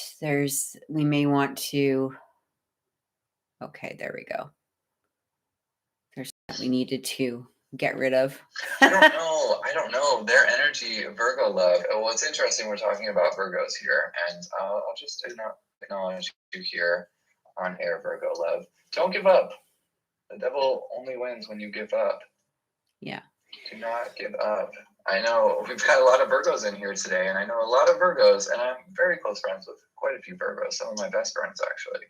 And they get their fair share of difficulties constantly. Mm-hmm. But I think that's a huge testament to an earth sign as well as Virgo is their tenacity. Do not give up. Don't let the devil win. Alyssa, here's the thing. At this point, allow this energy just to be where it's supposed to be at this moment. But I do feel taking that step back. And again, if he's coming in any way that's abusive or mean or nasty or being, just being a jerk of some way, take that step back. You don't need that energy around. Does he care about you? Yes. But, just because somebody cares about you doesn't mean that they're treating you the way that they need to, that you should be treated. We have to remember that our own energy of what it is that we deserve is going to play out so much more than anything that Brandon and I can tell you. You have to be strong within yourself. Nobody has the right to mistreat you or to abuse you or to be mean to you. Okay, so just take that step back and allow everything to process the way it's supposed to process. Like I said, I do feel March is going to make that change. So kind of just sit back within that energy. And again, I don't look into pregnancies, so that's just where I am. Like, I don't look into them. So and that's what we were talking about last show. Babies are protected. Right. That's exactly it. So, and I think it was actually Alyssa that we were talking to on the last show in regards to that. So, now we'll move on. I think there's a lot of info that we were able to give here. Yeah. And you're so welcome, Alyssa. You're so welcome. I hope it helps. Again, just allow it for right now. Just kind of stay within remembering what it is that you deserve. Okay. Oh, gotcha, Lee Clark. Okay, so you don't have that information. Gotcha. Oh, okay. Yeah, so in order to do a full natal chart to see your rising sign, you do need the exact time of birth to be able to see that, because that's what it's calculating is what zodiac sign is on the horizon, at that moment of your birth, and that will kind of dictate your rising sign, your midheaven, your IC, your DC, all that. And then your house system as well. It's a lot of fun. I really love the house system. I love the rising, the ascendant signs in astrology, because they detail quite a bit. It can get so in depth, right? What is it?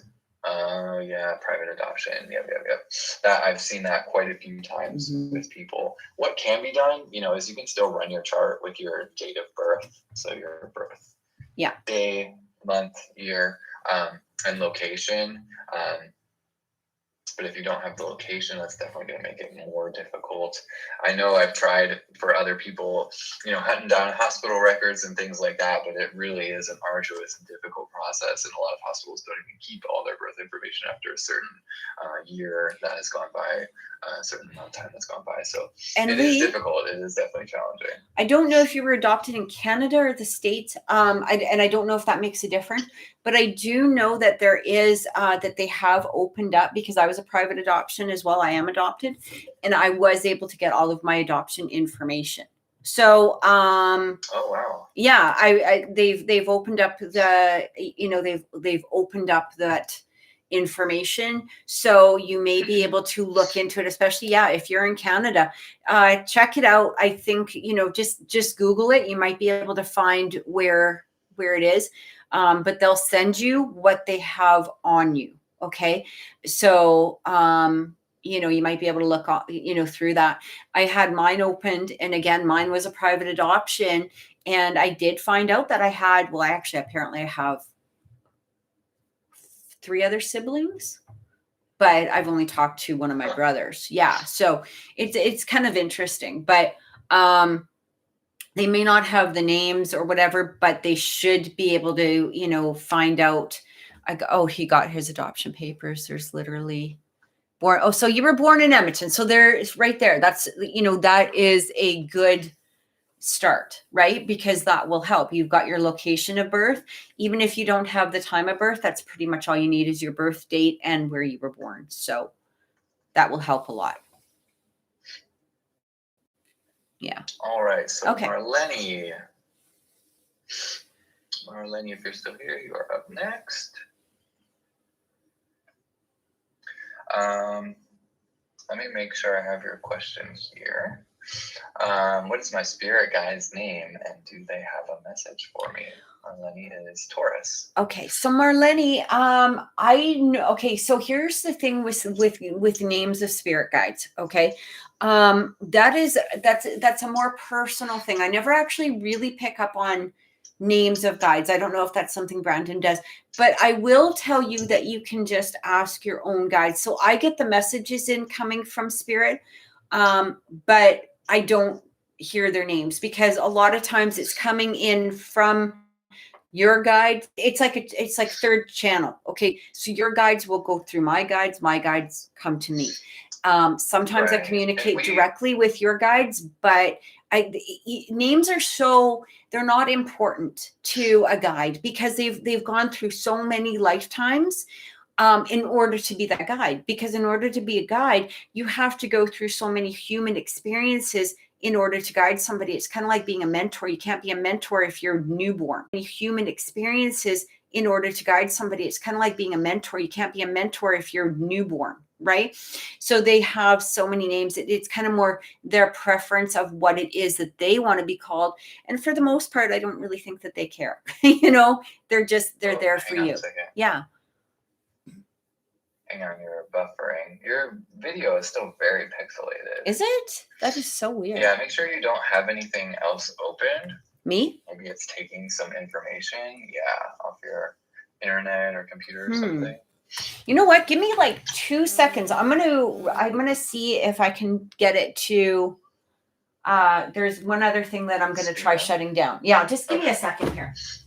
So the other thing, Marlene, is that sometimes, the whole point is we develop relationships with our guides. And sometimes, you are to address them one way and somebody else on the outside addresses them differently. They might be wanting to be called something different, So our guides, we have very intimate relationships with in the ways that they want or that we create together with our guides. So it's not like they always have some very specific identity.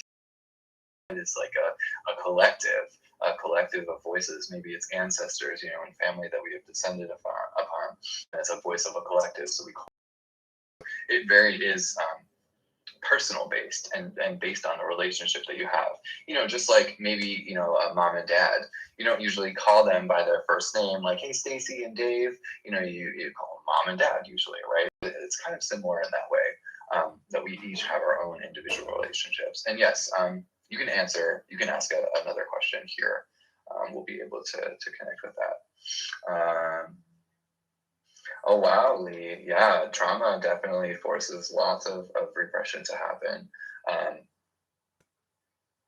feel like I'm detached from myself, not me. Wow. Yeah, this is, and something else attached to self. Oh, okay, this is your question here. So let me put that here underneath your name. But, speaking just from personal understanding and experience, being a clinical hypnotherapist, this is one thing that we work with a lot is trauma. And one of the things we do in hypnotherapy is we work back at those times where the trauma was experienced. And so I got your original question of feeling like something is attached to me, but it does seem to be a little bit more than that. Like you're feeling as if, a part of yourself is either gone or missing or empty. So I'm going to put that here with your question. We can address that if we do call on you here. But speaking to that, it's definitely difficult. I feel you there. All right, Lee, we'll definitely try and get to you here.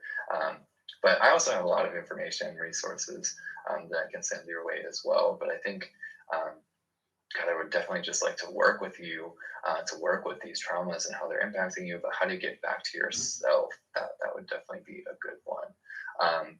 Man, as I say that, I would love to run your astrology chart, but you've already showed and said, you don't have that information. Do you have, I don't know if you said in the chat or not, do you at least know your birthday? You don't know where you come from. Okay, so no paper. Oh yeah, but that's what you're talking about with Kathy. That you might be able to find that information. Okay, Marlene, so your new question. Why is it that I feel happy as heck and then sad? Oh, so far so good, Kathy. The connection looks so much better. Okay, good. Okay. I think it was, I had another iPad running downstairs. Oh, so yeah. That's so much better. Mm-hmm. Yeah, I thought maybe that might have been the issue. So, all right. Okay, so Marlene updated her question here. Okay. So she's asking, why is it that I feel happy as heck and then sad? My aunt told me that she sees sadness in my eyes. Okay, well, it's interesting. Sounds like she's questioning. Go ahead.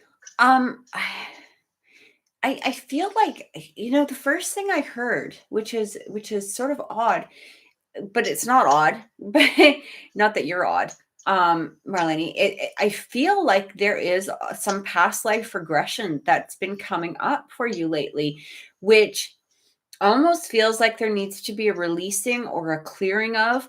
I don't feel like all of this energy is completely yours in this current lifetime. It almost feels like there's past things that are coming through for you. I almost feel like you should see about doing an Akashic meditation for yourself, okay? And because that might do some releasing, okay? And it's almost like, you can ask specific questions in regards to an Akashic meditation. And I'll tell you, there's hundreds of them on YouTube. But it feels like past things are coming through. And it's interesting. I almost feel like there is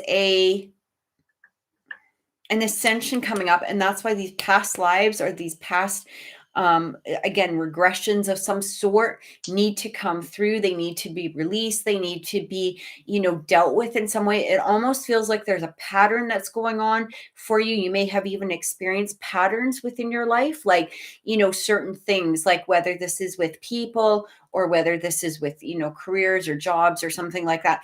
But I feel like there's some sort of pattern that needs to be reconciled and released. And I'm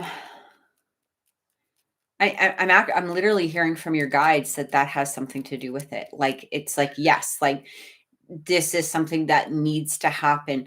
I hope that makes sense to you, because it just, again, I keep seeing patterns, like you're repeating a pattern of some sort, going around almost in circles.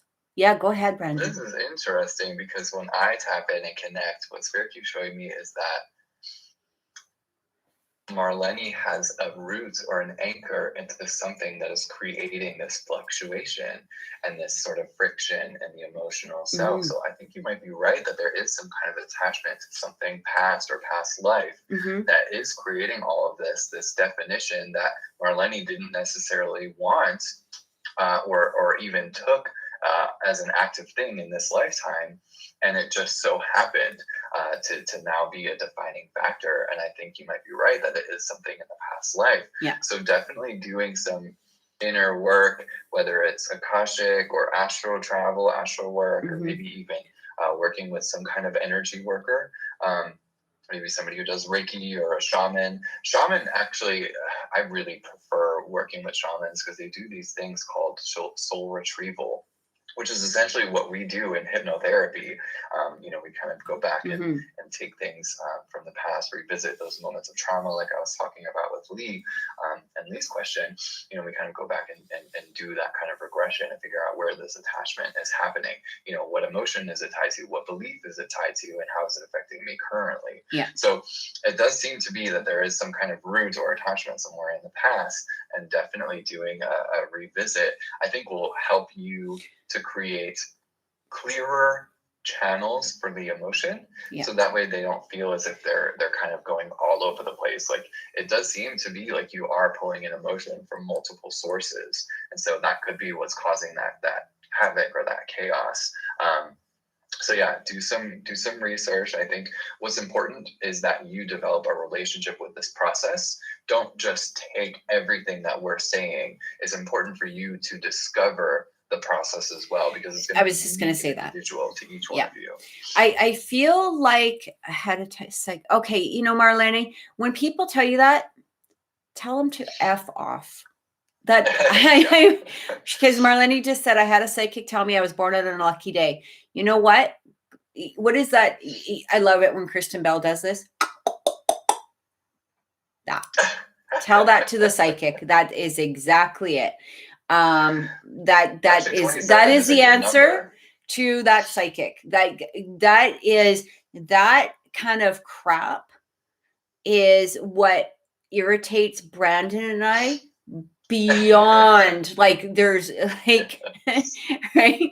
So if you ever hear a psychic telling you something along that line, basically, A, they want more money from you, B, they're full of shit, C, they're fake, and just like I said, that done.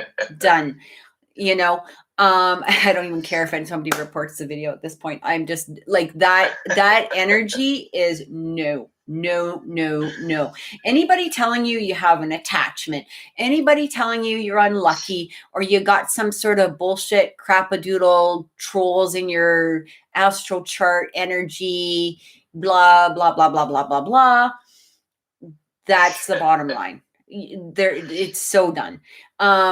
So, okay, here's what I'm getting. As Brandon was talking, I was actually getting messages from and you're so welcome, but like, literally, we don't hand like that.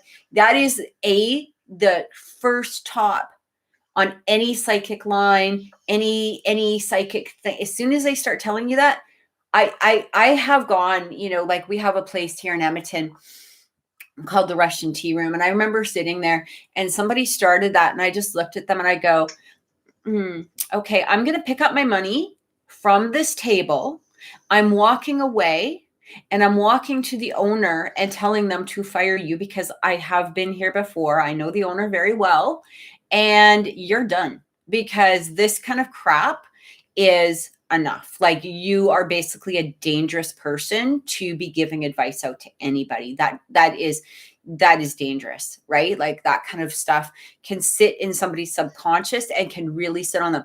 So going into that, the other thing I want to say is, because your guides were really talking to me as Brandon was talking, I feel like somebody that does do shamanic work would be good, but really research them first.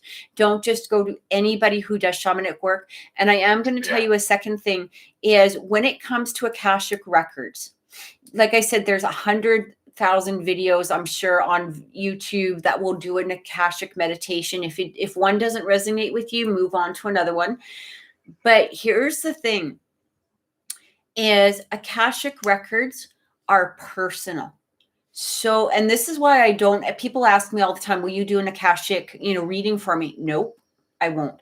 You want to know why? Because that's not my business. Your Akashic records are extremely personal to you. Anybody offering Akashic anything bullshit needs to stop immediately. There's a difference between what Brandon does with the meditation, right, and bringing different things out and allowing past life. I just offer the channel. You are the one who goes through the experience. I just offer the guidance. That's exactly it, right? And he'll walk you through it as if it was a meditation. But when somebody is touching your Akashic records, they have no business going near them. They are not for them. That is so taboo for me. I can't even explain it, because nobody has the right to go poking into your records. These are like, there's a difference between past life experiences and Akashic records. Akashic records are very they're very personal, and it's somebody screwing with that can screw up, like those past lives. I don't even know how to explain it, in the proper terms, but that's just really where I come from. So, and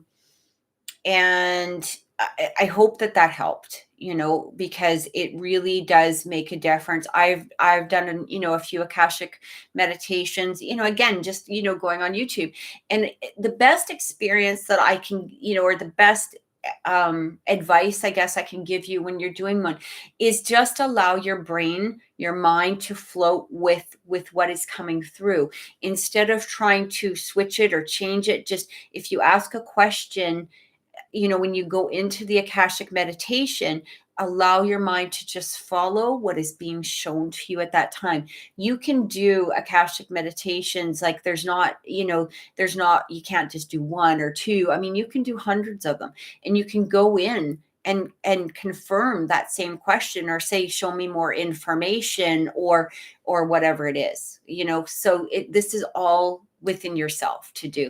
I would love to work with Brandon and maybe make an Akashic meditation one of these days. Like, I think that would be amazing. That would be cool. Yeah, that we would put, like on the channel or something like that.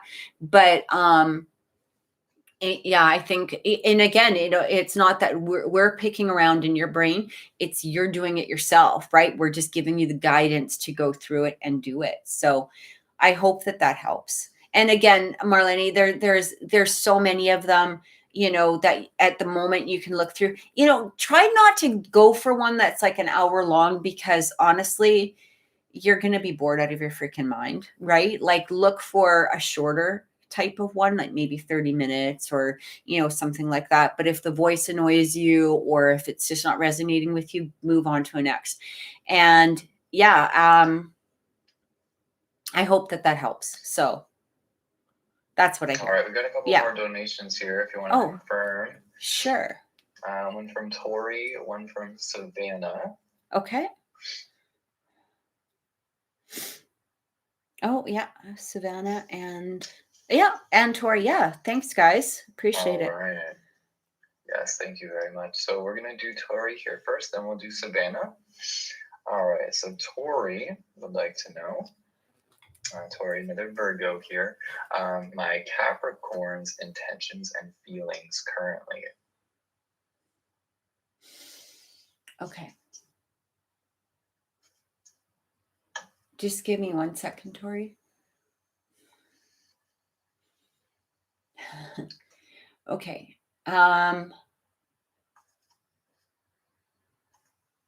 I feel like this Capricorn has a lot of bloody energy around them, like not around them, within them. Like they feel energetic, like an energetic type of person. Can you confirm that for me? Because it feels like I just feel a lot of bouncing, like they have a lot of energy or something along that line. And if you can just confirm that down in the chat, because I literally feel a lot of bouncing energy. It's kind of interesting, kind of like a little baby goat, typical Capricorn, right? Like a little baby goat, like boop, ba-doop, ba-doop, ba-doop, ba-doop, ba-doop, ba-doop, I feel like their intentions are good. Okay. I'm going to be honest with you at this moment. I don't know if I'm not feeling that they're ready for like the deep commitment, like ready to walk down the aisle type of commitment, but their intentions are good. Like they have positive intentions, if that makes any sense. I just feel like they're not quite in that place to make here's when I say that they're not ready for a long-term commitment, it doesn't mean that they're not ready for a long-term commitment. They do want that long-term commitment with you. But I do get that maybe the reason that you're a little confused with their intentions or their energy is because they're still kind of in a place of, I don't want to say party, but like they're still kind of figuring themselves out. It's like they're, I'm excited about this and I'm excited about that and I'm trying to do this. Like I just feel a lot of, whether or not they're physically bounce, it's like the head is bounce all over the place. Like it feels like they're still trying to figure a lot of their own energy out or their own self out at this time. Now, behind that, the energy of you two progressing this relationship is absolutely there. They're just not ready to walk down the aisle, or to say, this is it forever, that kind of energy. But the intention behind it is more there than maybe their actions at this time. That's what I keep getting. I feel like I'm literally feeling this energy. It's so interesting. I almost feel like there is this energy of, it's like you're trying to, like, it's almost like you're trying to leash them. Not leash. It's like they're a balloon and you've got the string, and it kind of feels like at the same time this balloon or like this energy is bounce like all over the place, and you're trying to, like, you're their anchor. Okay, so it's like you're an anchor to them, or you're and I don't feel it's in a negative way. Like I don't, when I'm saying you're hanging on to a leash, I don't mean like you're choking them. I'm not getting that. It feels like they feel very strong with you. Like they feel like I'm just reading what you're saying. He works so much. Okay. And me either. I'm not ready for marriage yet. Yeah. But you guys are an anchor with each other. Like, I don't know how to explain that. Like, you really feel like an anchor with him. Like, he looks at you as though you're an anchor. Like, he has this, a lot of caring, a lot of love. He's still exploring. He's still trying to figure out. He's all over the place, and as you just said, he works so much. That's okay. He's trying to get his life settled. Like he's trying to figure out the next step, or, put all of this energy into it. And working a lot is a very Capricorn type of thing. They're very work committed, right? So, that makes a lot of sense. But I'm really getting here that when it's almost like he's working and he stops, throughout the day, and he's like, he thinks of you, and that smile comes on his face, and it's like you're that anchor, you're that home, you're that you're that thing that makes him feel really good and really positive and all of that. So I hope that that helps. Like, that's what I got. Oh, and Lee, my email is the same as the PayPal. So I'll just write it down in there. If it's e-transfer, I'll just write it down into the thing here. So, but yeah, because I learned all about e-transfer because we don't do that in the States. Yeah. But we can in Canada. It's a Canada thing. So Tori, when I'm looking here at the energy and connection between you two here, it definitely seems like, for one, I feel the natural emotional connection the two of you have. The issue being that it doesn't feel like this Capricorn is super emotional right now. Like Kathy said, there's a lot of buzz, there's a lot of energy, and like you had confirmed, he works a lot. So, that's very typical of Capricorn energy, to invest energy into work and to be solely focused on that. And it makes sense and confirms what I'm feeling. Is I do feel that there is a sort of distance with this Capricorn in regards to you, but please note that that does not mean that the connection is not there. It just means the expression of it. And, if you're trying to feel or tap in some way, you'll notice and feel that sense of distance. What I'm really picking up on is that it just feels like he needs some kind of, I don't know, Spirit shows me that the connection is going to go through a transformation. And so I feel like the both of you can kind of feel this or sense this pressure in some way, like something is going to give or change in some way. And I feel that him responding to this is by being distant, because it does take an investment of time and energy that will have to be taken away from the work that he's so clearly invested into. But also I keep asking about what's to come in the connection, and you keep showing me that there is a little bit of friction, like the two of you might be on opposing sides of what this bond even means, but that this bond regardless has some sense of duration, has some sense of continuity. So it seems like right now the both of you are really just vibing with whatever is being put out there and trying to navigate as best you can while still honoring what's directly in front of you. The difference being, priorities for him, for the Capricorn, he's got that priority of work. So when I ask Spirit, what you're going to see in your connection here, they are showing me that you're still going to have that connection. It'll almost feel like more of a friendship than like an intimate bond, just by what is happening with these changes. But as these changes start coming into focus, it's very similar to, I think, what Mariella is experiencing as well. There's that crux or that crossroads that you're about to go through. And what this is showing me now, and this is something that Kathy and I always talk about and pay attention to, are the patterns that come up in relationships or in readings, which means that there's something more going on that's hitting the collective than just the individual. Mm-hmm. And so now seeing, that there are several relationships that are going through this crux or crossroads, it does show that there is something out of your control that you have to adapt to and adopt. So don't take it all super personally. It's not just on you or just on him. There obviously seems to be some kind of changes going on with a lot of people, but rolling with those moments is essentially, what allows relationships to continue and pursue. And the fact that Spirit shows me that there is continuity does show me that, you are still going to be connected. It's just about what level it's going to be expressed, how you are going to be able to honor each other, etc. So I think right now, really just keeping things simple.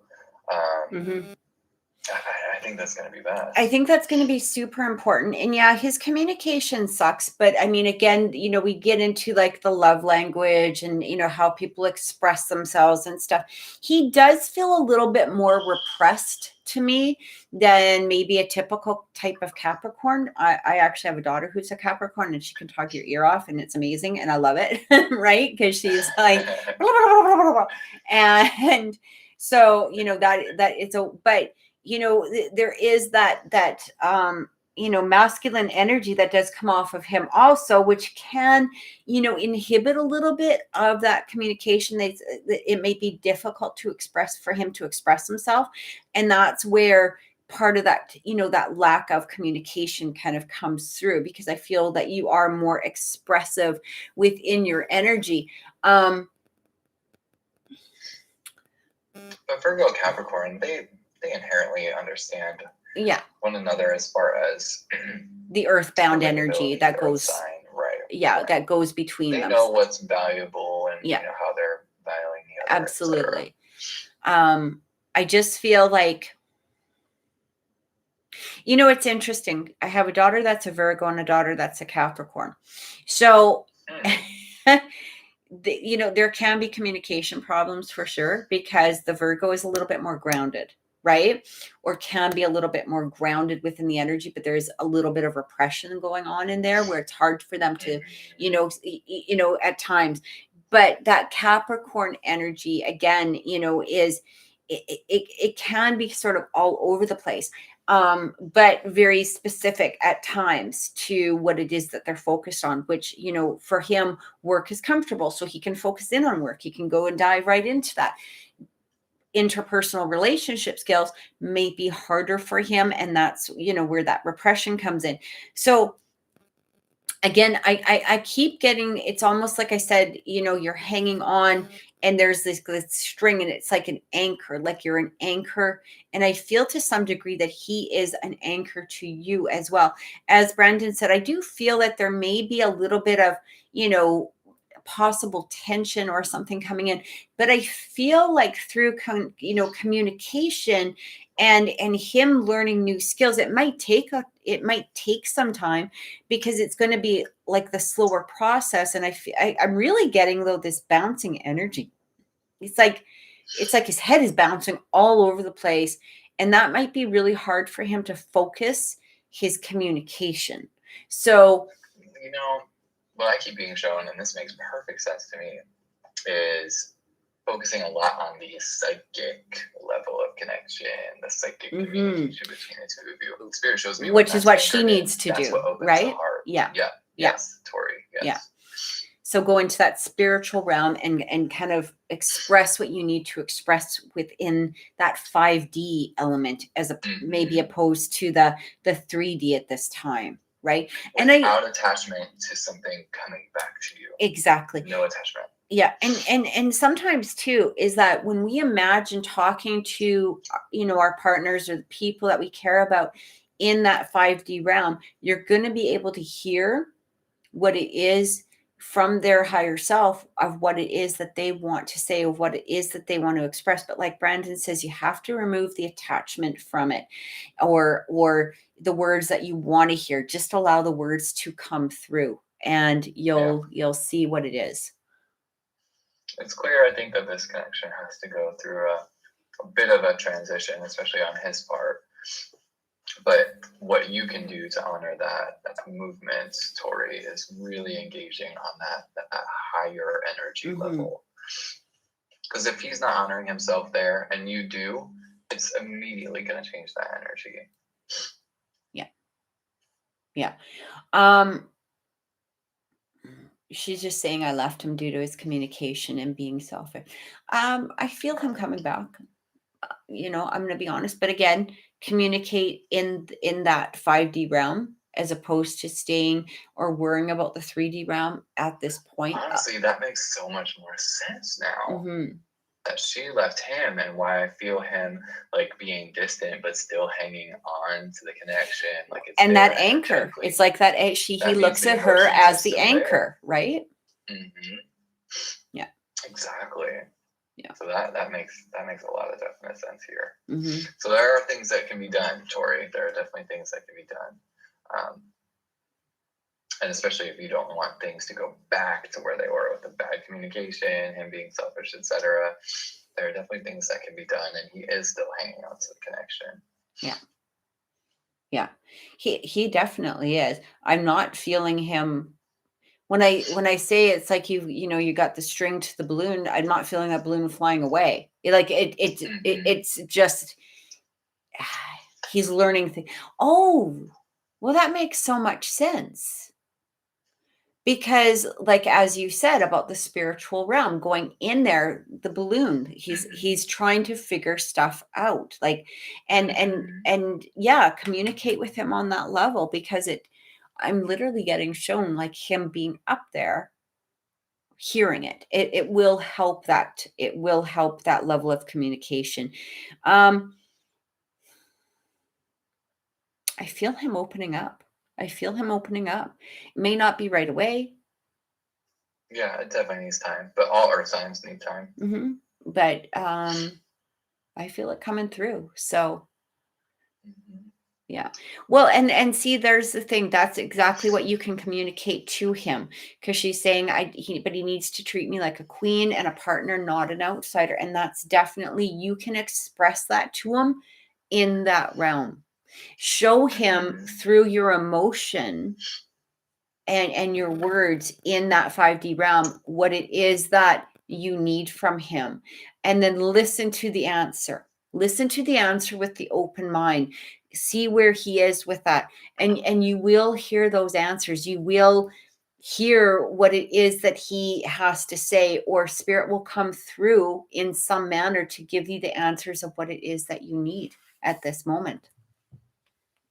Yeah. Absolutely. So I hope that's helped. Time to pull those higher connections. Yeah. Absolutely. Absolutely. So Savannah, I believe, right? Savannah. And then did you confirm here with Lee? I did. I'm just waiting for hers to come through. It's just not showing quite yet, but that can take a few minutes, so that's okay. Okay. So we'll check and we'll connect here with Savannah. Savannah, you still here, love? Make sure you're still here. And then we may only have time to get to just one lottery person, as we've had lots of donations. Very much appreciate that, you all. Thank you. So we may only have time to get to one lottery reading here. There's Savannah. Okay. Hi, Savannah. And you're so welcome, right. Tori. I like really work on this for the next couple of weeks. Okay. Just give it a couple of weeks, because you will see that change, that that opening that it is that you're wanting from him. Okay. All right. So Savannah, the Aquarius, also with the Pisces moon.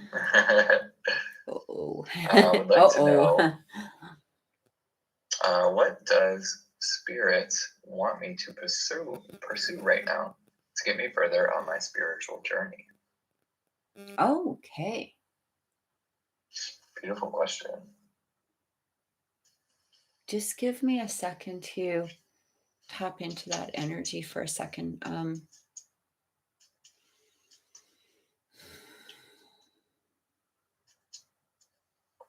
Wow. All right. I can immediately feel you connecting with Savannah. I can feel the levels. It is, that's exactly it. It's levels. It's like, here we go. So let me just fine tune, because here's the thing. When you ask that question, there's a whole realm of guides that got really excited, and they usually do when people want to advance their spirituality, or their, when they want to move up on that ascension scale. They get very she felt warm suddenly, because it's like they're all surrounding you. That's 100%, like they're all coming in and they're showing me stuff. So the first thing, and I'm going to start with this, and then I'm going to let the rest of it kind of show as I go, because it feels like this is the main thing at the moment, and then more is going to open up as I continue talking. Okay, so the first thing they're showing me, it's like this heart energy, first of all, is really coming through. Here's the interesting part, though. This is pure crystal white coming from the heart. coming from the heart energy, which is unusual because usually the heart, chakra is represented in green, but this is coming through with this clear crystal white. The second thing is I'm also getting shown the crown chakra. So this is really interesting because this crown chakra is completely open. It's also being led through. Maybe that's why the heart energy is coming out with this pure crystal white. Okay. That's the first visual effect that they're showing me, but there's more. But there's more. Okay, so they're confirming, yes, something about the heart energy, something about you have a beautiful sense of compassion. So what they're telling me, okay, I'm getting it now. You need to release the pattern of not having your heart energy open is what I'm getting, because they're saying here you can have compassion without having the disappointment and the hurt behind that. They're just basically telling you, first of all, to remove yourself from the energy of the fear of being hurt, the fear of being disappointed. You're allowed now to go through this energy of having that compassion, that like that's why it's so crystal clear. Like literally the heart energy is showing a crystal clear energy, and it's saying it's allowed to spread out. Now here's the thing, I'm really getting that once you start spreading out this energy, the guides are already there. They're already starting this protection, this level of protection, this energy of protection. It's almost as though they're not going to let people near you that you're not allowed to share this energy with. So this feels like this is the first layer, the first step towards your own pattern of ascension, evolution. And I'm literally getting dizzy now as we're going through this because they're showing me stairs. I'm going to just babble here for a second, and I apologize because it's like all this information is kind of coming through all at once. So they're showing me now, in the past, you've opened up your heart. There's been a bang, there's been a boom, there's been something that, has allowed you or made you put up some sort of block. It's like they're literally taking the energy from your heart, like this pure white energy, and they're starting to stretch it. It's almost like a white cloth, or this clear, beautiful crystal cloth that they're trying to spread across. And they're saying, allow this to open up, allow this to start really coming in for you, because this is going to be the first step. This is the level, like it's like step one. Allow your crown chakra to stay, fairly open, because that crown, that third eye, we're going into the throat. It's saying here, stop holding yourself back on your communication. You don't need to hide your words, is what I'm really getting, because I'm literally seeing like a band-aid being ripped off of your mouth. It's like not in a violent way, but they're saying you can start now expressing yourself. Don't hold back. Don't hide yourself. You don't need to hide yourself anymore. And it's really interesting. I keep seeing level 7. It's like elevator, like an elevator that they're showing me, like a 7. It's like 7 of ascension. Like you're in not just 5D, 7D. Okay, you're ascending to a 7D is what they're telling me. This is going to be first step. You're going to go higher than that, but they're showing me level 7 first. So it's like an elevator platform, like an elevator with literally the number 7 on it. So this is what they're saying. But this compassion or this heart energy, it's like you can give this now. You can give this, whether this is to partners or people in your life or whatever. There's this element of protection that is coming through for you at this time. Okay, an element of protection. It's always been there, but you've never really accessed it. And they're saying, as you're opening this heart energy, they're not going to allow what isn't supposed to be felt by you. They're not going to let it come through. So there's no, if you're feeling a more negative energy from somebody, that is going to be a sign. It's going to be, but they're also going to start blocking it. They want you to feel it because they want you to recognize it. They want, it's like, it's meant for you to be recognized, like you're supposed to recognize it. So that's basically bringing up your intuition again into that 7D realm. This is like step one, and it's huge. And I feel like that is where you need to go first. And now they're basically saying there's so much more ascension to happen, but this is where that crown chakra is going to start really expressing itself, because a lot more visions, a lot more clarity, a lot more clairsentient, like clear audio, hearing things, guidance, like they're trying to talk, is what I keep getting. She's waiting to pursue light work. Yeah. So I feel like this is the start. I'm just going to say what I was connected with, because it validates everything that you had just said, Kathy. Immediately connecting with Savannah, the very first thing that Spirit shows me is that she has opened herself quite grand, and to so many different energies. And what they keep telling me is that there does need to be discernment now. What are the good spiritual channels and connections? What offers me or brings me the things that I'm pursuing, in a quote unquote spiritual realm or spiritual manner, and to be discerning with the energy that you are connected with. Oftentimes, I like to tell people who are in development is to create a space, create either a psychic room or a garden or a landscape, somewhere that you can visit mentally, especially for people that are either clairvoyant or clairsentient. Go within that vision internally, or the feeling of what it feels like to be in that environment, because that can serve as a space where you're like, okay, this is my quote unquote psychic room, and whenever I'm in here, this is where I can get the information from whichever source you allow yourself to connect with. Having something like that really gives you a nice framework to get you quote unquote in the zone when you're ready to bring in psychic information. Otherwise, if you just kind of profess and open your energy to so many different things, you're going to be influenced by so many different things. It could be the neighbor across the street. It could be someone in your city, someone around the globe who's just, asking and looking to draw an energy or to press it upon somebody else. Once you open yourself up, it's essentially like the internet, right? Like you're going onto the internet and you're accessing so many different sites and networks and people and places. And so being discerning, cutting out what's not necessary so that you have your own specific channels that you use, and for whatever goals you have, you use them.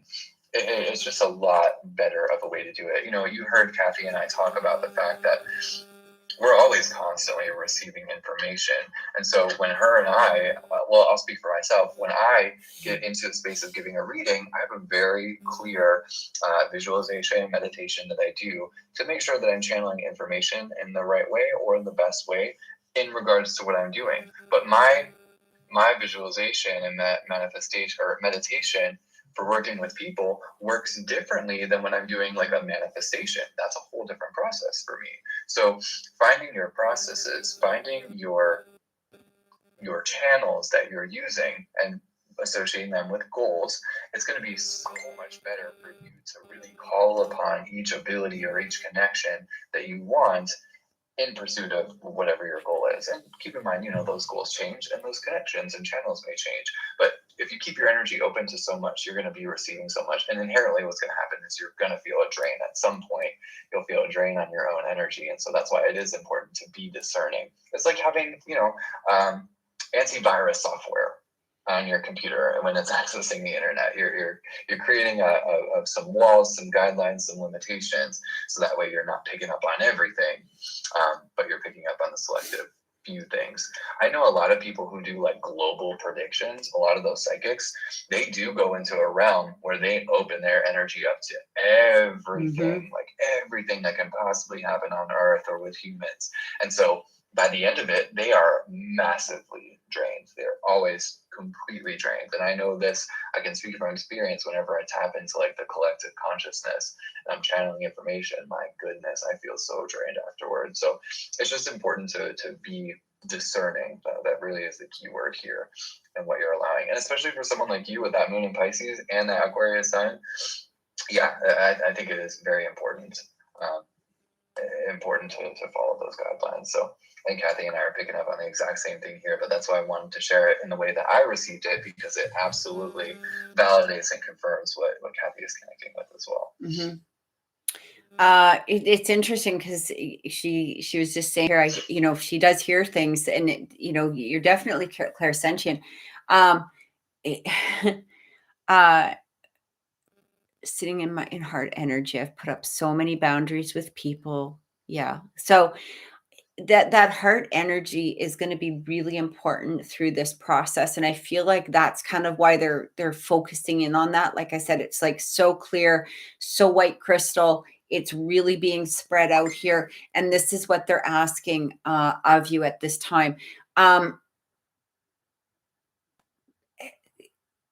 like that you hear things too. I'm also clairaudient as well at times, so it doesn't seem to be one of my main traits, but I definitely hear things. I hear it sometimes mostly in my head, but I have heard it like literally physical, and I'm like, who the hell's talking to me? What's going on? It can kind of drive you a little bit crazy, but this is just the beginning. I almost feel like, Savannah, as you're going through this process, show up again next week, show up again even the week after. And it might even be like step 2.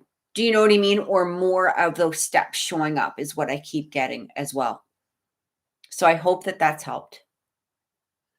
This does come in steps, and it comes in waves. Whenever we engage in this process, it absolutely does. So just keep up with it. It'll keep up with you as well. Exactly.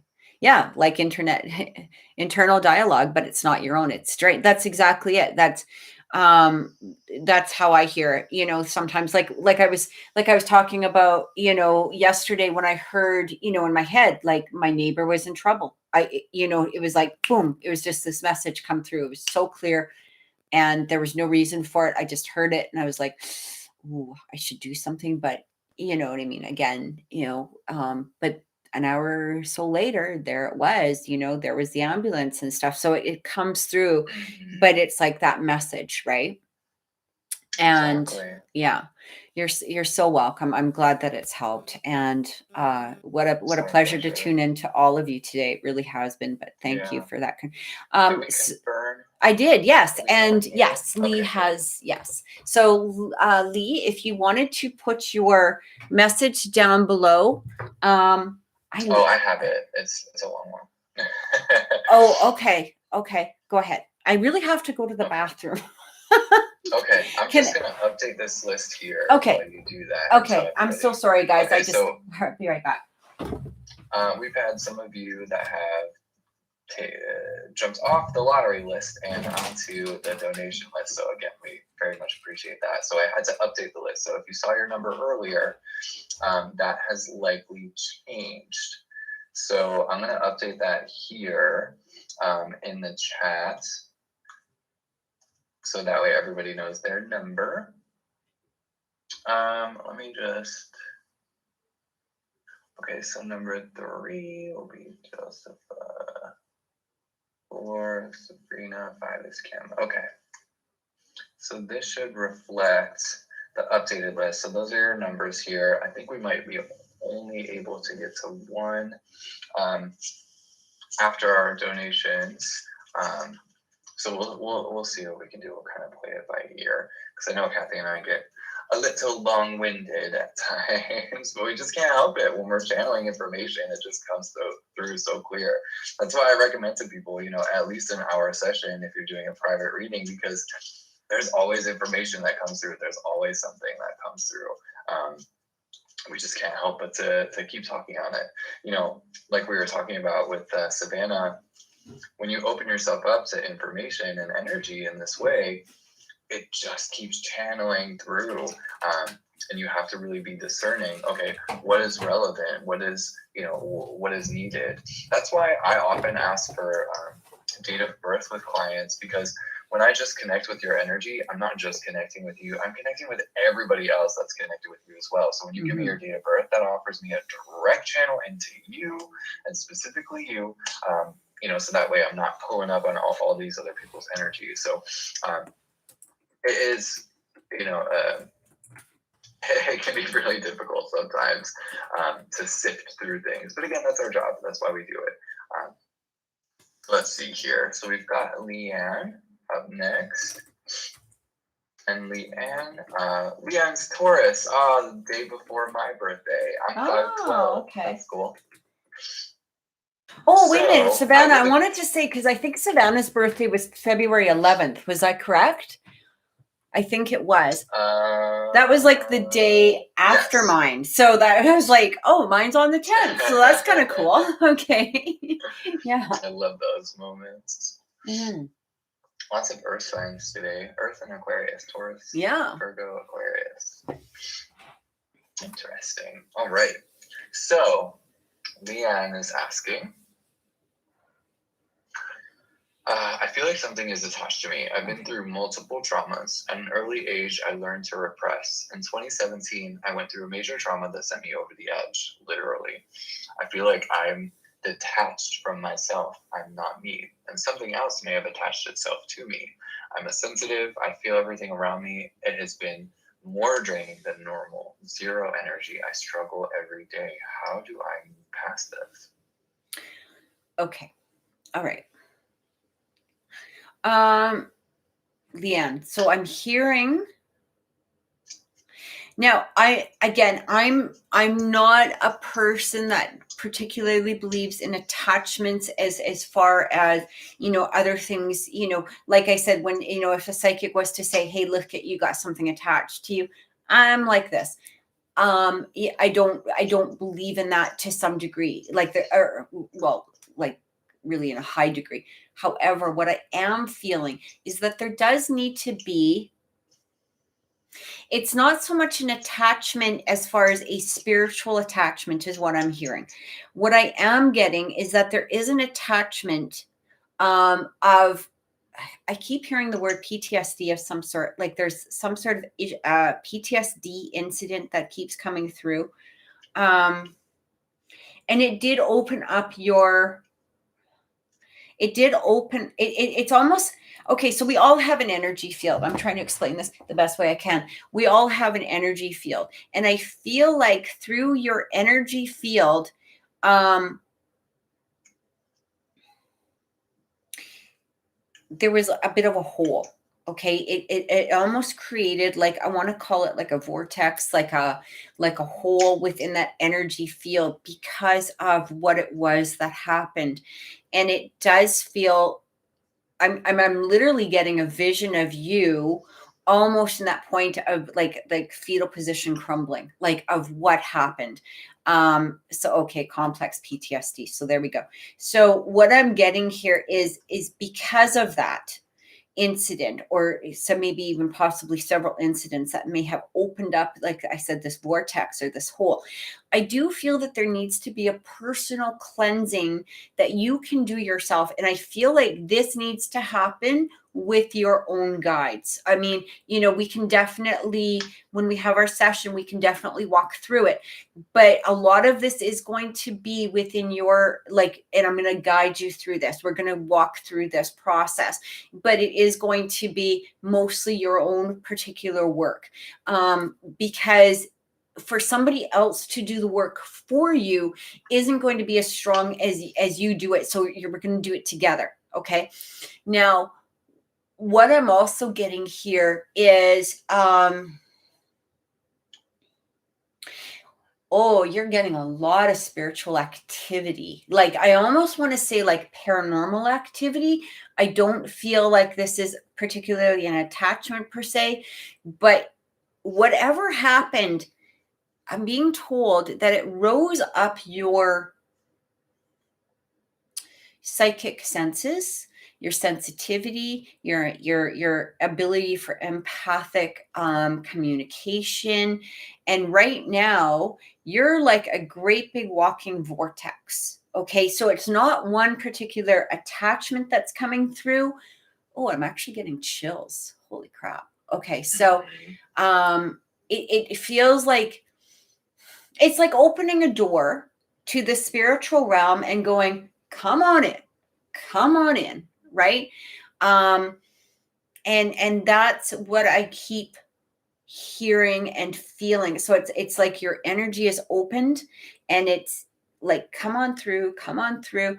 Lots of death around me. Yeah. Like, because that can, again, open up that vortex a little bit, because there's not a blockage there of closing that door, or closing what needs to,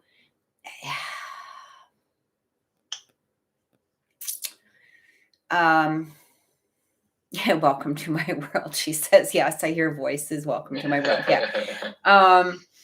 It's like you've got so much activity going on around you. I almost want to say, like the scene from the movie, in the movie Poltergeist, when they open the kid's bedroom and it's like, it to some degree there is an element to that. It's not that severe, but that's what it kind of reminds me of. And it's because you're like a shining beacon. So I like to explain sometimes the paranormal to people, especially when they're really receiving a lot of activity, is what we have to remember is what, when we shine, okay, when you have those abilities, when you have especially that mediumship, or you have, that those abilities to really access the spiritual realm, it's like if you put a light into a dark tunnel, that's kind of what you're receiving. So you're this big walking light. And because of past trauma and stuff, what can happen is it feels like you're drawing them in. So I'm not going to call it an attachment, because again, there might be ones that are more attracted to you, but I don't feel like it's an actual attachment, like something that's not going to go away. Okay. But what we're going to do is we are going to work on closing that vortex. We're going to work on working within you to help access a lot of things that are no longer needed. There's going to be a releasing process. So,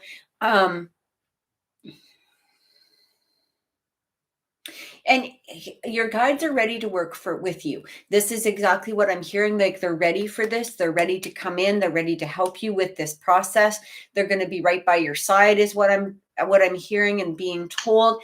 And it's funny because they're actually, and again, this surrounding, I love it when guides start to surround us, because, and I felt this with Savannah. I think I felt it earlier with somebody, but it's like, as soon as they start surrounding, it's like an energy protection field that's going on around us. And it's not only with your guides. I'm actually hearing and feeling like angels are coming through for you at this moment too. So you might even be feeling this as we're speaking, like they're literally just popping up. Okay. So they're ready for this work. You're ready for this work. I feel like there was a fear that you didn't really want to access it before. It's not that you didn't want it to be closed or that you were allowing any of this stuff. It just feels like it was like another step into the spiritual realm that you were scared to kind of access it. So I hope that makes sense, but this is something we're definitely going to work on. Who are my guides? So they talk to me all the time. So again, I don't get guides as names. That is something that you can access yourself, but I can tell you. Okay, so there's 4 main is what I'm being told. There's 4 main. Just give me a second. There's 4 main. Okay. So usually, it's interesting because usually with guides, we have, an unlimited edition of guides really is what, but they come in at separate times, for what it is that we need. Like, let's say I wanted to learn the piano, and my guides are like, I don't know how to do the piano. Like, I don't know what the hell to do. So they're going to go access another guide, and they're going to bring that guide in. They're going to find somebody who can help me, and they might be a temporary guide. What I am being told is that you have these 4 main guides that are staying with you for at least this process, to help you get through this process. But what I'm also getting is that there is a surrounding of guides that are coming through, and these are going to help access different things. I almost feel like they're going to work together to help close off this vertex. I'm actually hearing from my own guides that they're like, yeah, we're going to help with this too. So I feel that as we go through this process, you're going to have a lot of relief. It may not be instant. I mean, there's still going to be work that you're going to have to do, but I can tell you something, if my guides are willing to step in, they're saying the work is there and it's ready and they're going to help with this. So this is a beautiful energy that I feel coming through. Okay. And we're going to release a lot of fear is what I keep getting. Brandon, did you have anything that you wanted to add? I do. I wanted to comment on something because what I'm really being shown are the roots of a lot of what is going on. Inherently, what Spirit keeps showing me is that there is an inherent distrust of self and that there is some difficult self-talk happening. And it seems like Leanne has adopted a lot of other voices, whether that be from people or entities or ideas, concepts that were pushed onto Leanne. And so now there is this sort of inherent distrust of the inner relationship with the self. So when I am being shown this vision, Leanne, what Spirit keeps showing me is like, they show me pieces and parts of yourself that are like, one's over here in the middle, one's far the way to the right, one is up diagonally to the left, another's up high to the right. Like all the pieces are in sort of a misalignment. And what I feel Kathy is talking about and what Spirit is showing is this sort of integration of all of these parts into one working whole, working perfect, whole, and complete together is the absolute goal. And so it feels like by no fault of your own that all these pieces were thrown askew. And this is what's inherently causing all of this disharmony. But what Spirit keeps showing me is that definitely working on that relationship between the self and all parts of the self, the physical and human body, the emotional part of the self and the soul, the active and spirit self, the engagement of the self, the mental self, all of these things coming to work together in one alignment. And so by you having to experience this disalignment, it is allowing all of them to agree and say, hey, we need to get into a better state. All of us, all of the parts of the self. So this is essentially, it might seem chaotic right now and it might seem like a lot to deal with, but it really all is working together because all these parts of the self are wanting to achieve the exact same goal. And that's really part of the quote unquote secret or the trick, about living in a human body, us being a soul naturally, that is our essence, that is who we are, but being stuck in this body, ultimately we are trying to get all the parts of ourselves to work together to a common goal. And so one thing that you can absolutely begin to work on even today is to really focus on what it feels like to be with you.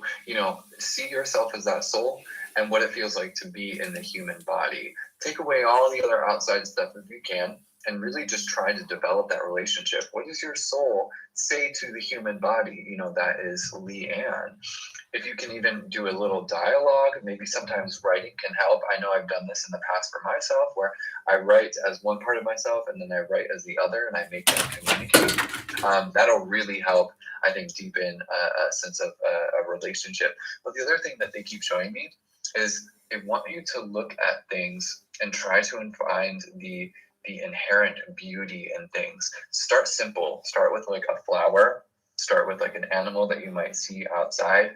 And what's happening is you're allowing an alignment to happen between those parts of the self and forcing a certain sense of gratitude or appreciation. And what's going to happen is that energy will keep kind of implementing itself over and over again, the more that you make a pattern of, okay, where can I find and see the beauty in something? What you're doing, Leanne, and what you're achieving and working on right now is you're allowing, like I had mentioned, all those parts of the self to work together, but you're allowing a sense of, that word totally escapes me, but I'll just say it, another way. You're allowing that sense of completion, that sense of being aligned to anchor itself in. You're like retraining and reforming the brain because of all of these other disarrayed voices and oppositions that have impressed themselves upon you. You're allowing them to not get priority anymore. Just because you see them, feel them, or experience them does not mean that they are your trusty or reliables, your go-tos. That's not the reality you want to experience anymore. And like you said, it's overwhelming. You don't want to live this way anymore. You're reframing. Think of your brain and body essentially like a computer, right? Other people have put in their programs in your own brain, but now what you're doing is you're writing your own programs. You're allowing and putting forth what you want to be able to see. Do you want harmony? Do you want happiness? Do you want prosperity? Let those be the programs that you install at this time. And you'll be doing that, well, one, by working with Kathy, I feel she's going to be able to help you get there in her own abilities and skills in conjunction with the guides. But you'll be taking these steps too. And I think by deepening the relationship with yourself and finding that voice within yourself that you can trust is going to be monumental for yourself. And I really feel that doing that exercise, writing as the soul or the higher self, and then writing as the human self, and just having a dialogue between the two of you is really, it's going to, light years accelerates that relationship with the self. And that's really what's being focused on, that relationship, that internal relationship with the self.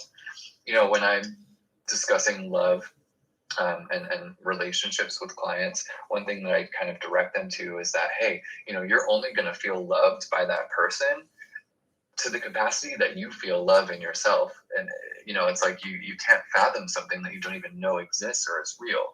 So you have to develop that first, and then you're able to see it within the eyes of another. So where you're at is you're really fine-tuning and developing that relationship for what you want to see and not what other people have put onto or impressed upon you. Yeah.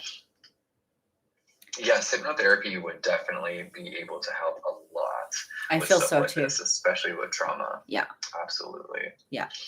I feel it will be, I feel that between our session and then perhaps if you book Brandon, between this and then working, but again, a lot of this is going to be your working, as Brandon said, with that higher self. It's forming that relationship, and it's interesting because I've mentioned this before, heaven and earth. It feels like this needs to come together. This needs to come together. This air energy, this earth energy, it's forming into a compatibility that is going to really be like a reckoning of some sort, like an allowing. It's basically like tapping into spirit, but not spirits. Okay. And that is going to make such a huge difference. Yeah. I hope it helps. Yeah, and Brandon put his link down below too. So yeah, I put the hypnotherapy download, and it really works to unearth and remove emotions and emotion attachments that are not working and serving you at this time. And it really does put you into a hypnotic state. So please be careful if you do listen to that, because it will put you to sleep. It'll put you under, and it goes into like 2 levels of the subconscious. So it's really working on the underneath levels. I crafted and curated this specifically to get into that subconscious realm where you can start working on those emotions that do need to be released. So since we are still at a distance and you guys very much are in Canada, really not able to do much of anything, this could be a good way to start for right now to get your feet wet, and doing some hypnotherapy. So maybe starting with that might help. But otherwise, we can explore some things. I refrain from, I try not to do sessions at a distance with people. But what I am working on is, and this is my ultimate goal for a lot of things I'm doing, I'm creating a resort, a place where people can retreat and get away, from the craziness of the world and come to a safe space. And I will be able to house people, and they'll be able to stay there. And then that's where I can perform some of this hypnotherapy stuff. Because I know I have a lot of people that want to come work with me, but they're in all parts of the world. So I'm trying to create a space where you can do that, where you can come and stay and heal and retreat, but also have, hypnotherapy sessions done. So hopefully within the next year, we'll really have some progress on that. With the I try to stay away from doing distance sessions right. because it's better in person. It really is much better. With the hypnotherapy, like the download that Brandon sent, you don't need somebody with you. This is just it literally is like a meditation, and it's beautiful, Right. and it will help so much. Like even if you were to access it, over the next couple of days, like tonight, tomorrow, by Monday, we can have a session, and you'll even see a huge difference, within that. So, I'm literally being told, like, I feel that by working with your own higher self, you're going to see this difference, this improvement within months. Like, it is going to be work. There's going to be some instant release, some instant, like I said, closing off that, what I feel is like a vortex or something like that. But, there's always maintenance, right? It's like getting a haircut. We always have to, maintain something.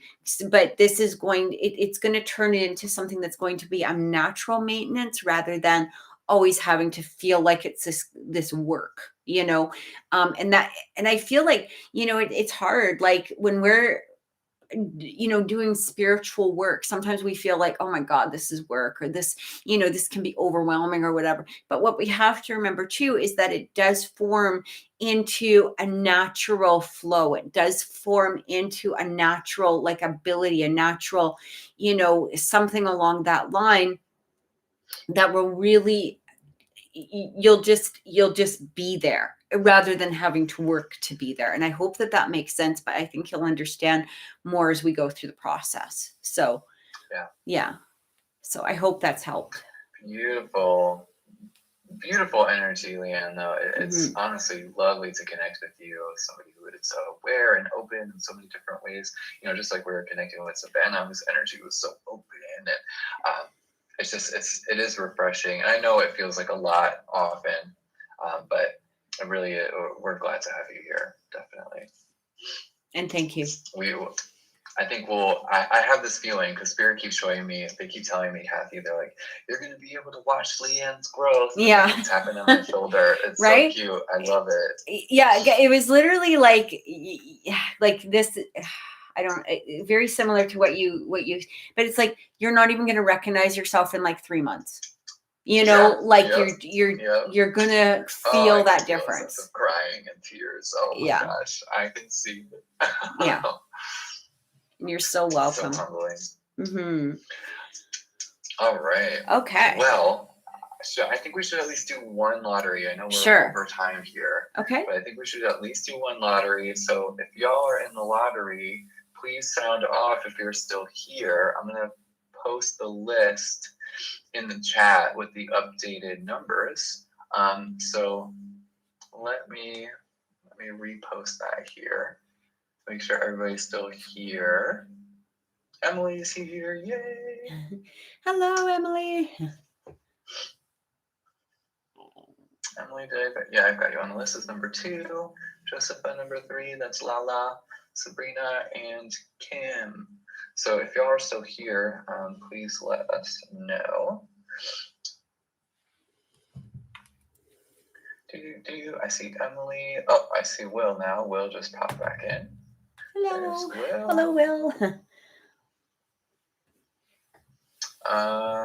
So let me make sure we've got Lala, Sabrina, and Kim. If y'all are here. Otherwise, the running is between Emily and Will, and they have a 50-50 chance. Big hugs, Leanne. Big hugs. Yeah. And thank you so much. I'm so looking forward to talking to you. And, thanks for everything. You're so welcome. It's going to be a beautiful session. Mm-hmm. All right. Well, it looks like Emily and Will are the ones here. So 50-50 chance, y'all, and I'm getting my reading. So you guys are, 1 and 2. Perfect. So I'll just random randomly generate with the numbers 1 and 2. Well, you know what? I'll give everybody else a chance. I'll still do all the numbers. And if they don't answer, then we'll just go to the next one. How's that sound? Sure. Because we don't know. Maybe they're just waiting to hear the number and not, whatever it is. Emily laughs. So you're so cute. Lucky person's going to be lucky number. Are we ready? Mm-hmm. Number 2. Look at that. Well, there you go. I did 1 through 5, and number 2 came out. So who is that? Is that Will or Emily? That is Emily. Yay. Okay. All right. All right. So I've got your question here. What is happening in my connection with Shane? And how is he feeling now that the communication lines are reopened? Things are going super well. I just have my guard up.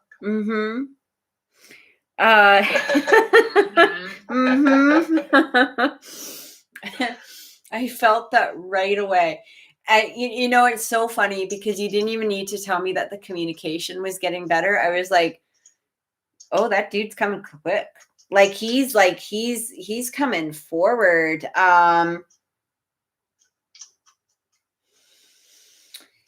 What is Shane's birthday again? Can you put that? I don't know if she put that into the thing. Is he the Capricorn? I think he might be the Capricorn. Okay. Is that Mr. Popular Capricorn, I believe? It very well may yes, be. Okay. All right. Yeah, January 18th. Yeah. Okay. That's funny. Okay, remember we told you it was coming through. Yeah. It's so funny because these Capricorn people, they're really embracing their little baby goat energy. I just keep they're like, you ever see those goats in pajamas and they're just bouncy and they're so freaking cute.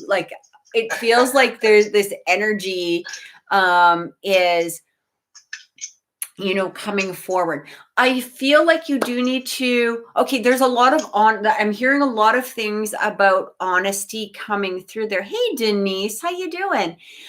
There's a lot of energy coming through with honesty here. I feel like I need to clarify this because I don't want to just babble random things. So,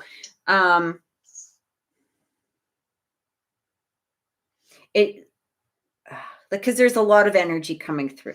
All right. So it's interesting. What I keep getting, it's almost like a tunnel that is coming from your heart directly into his, like a lightsaber. It I guess is the best way to say it. And hugs back to you, Denise. It's good to see you. And Jenna, hello, Jenna. Okay, so it's like this lightsaber energy that's coming through, not in a bad way. It's not like cutting through you, okay? So, but it's like your heart and his heart have this white light tunnel connection. So he's trying to communicate. I feel like there's a lot of communication that's still coming. I feel like there's something that he wants to get off of his chest, something that he wants to tell you. He may have already told you, but there may be more behind it, not in a negative way. It almost feels like there's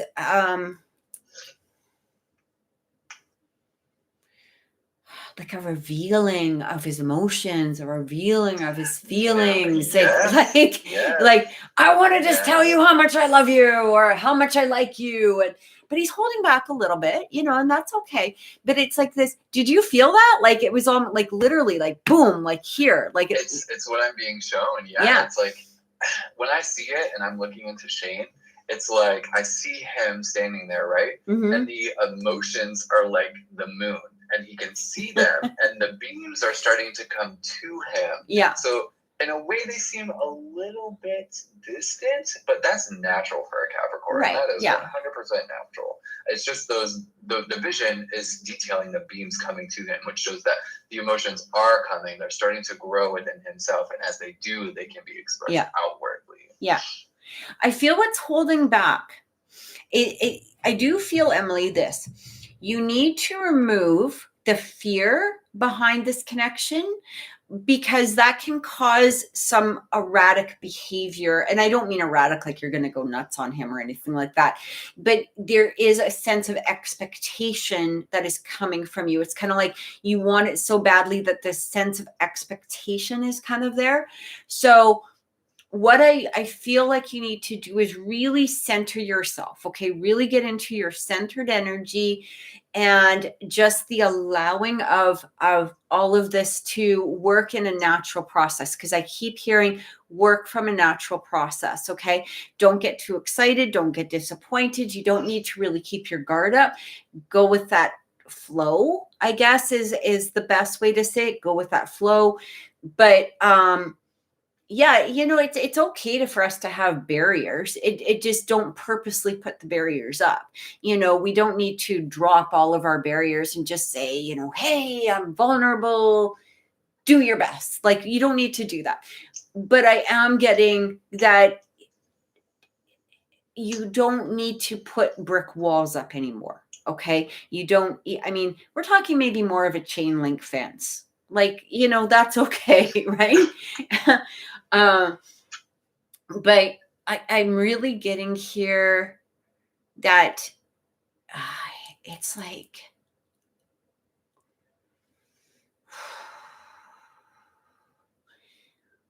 I literally, okay.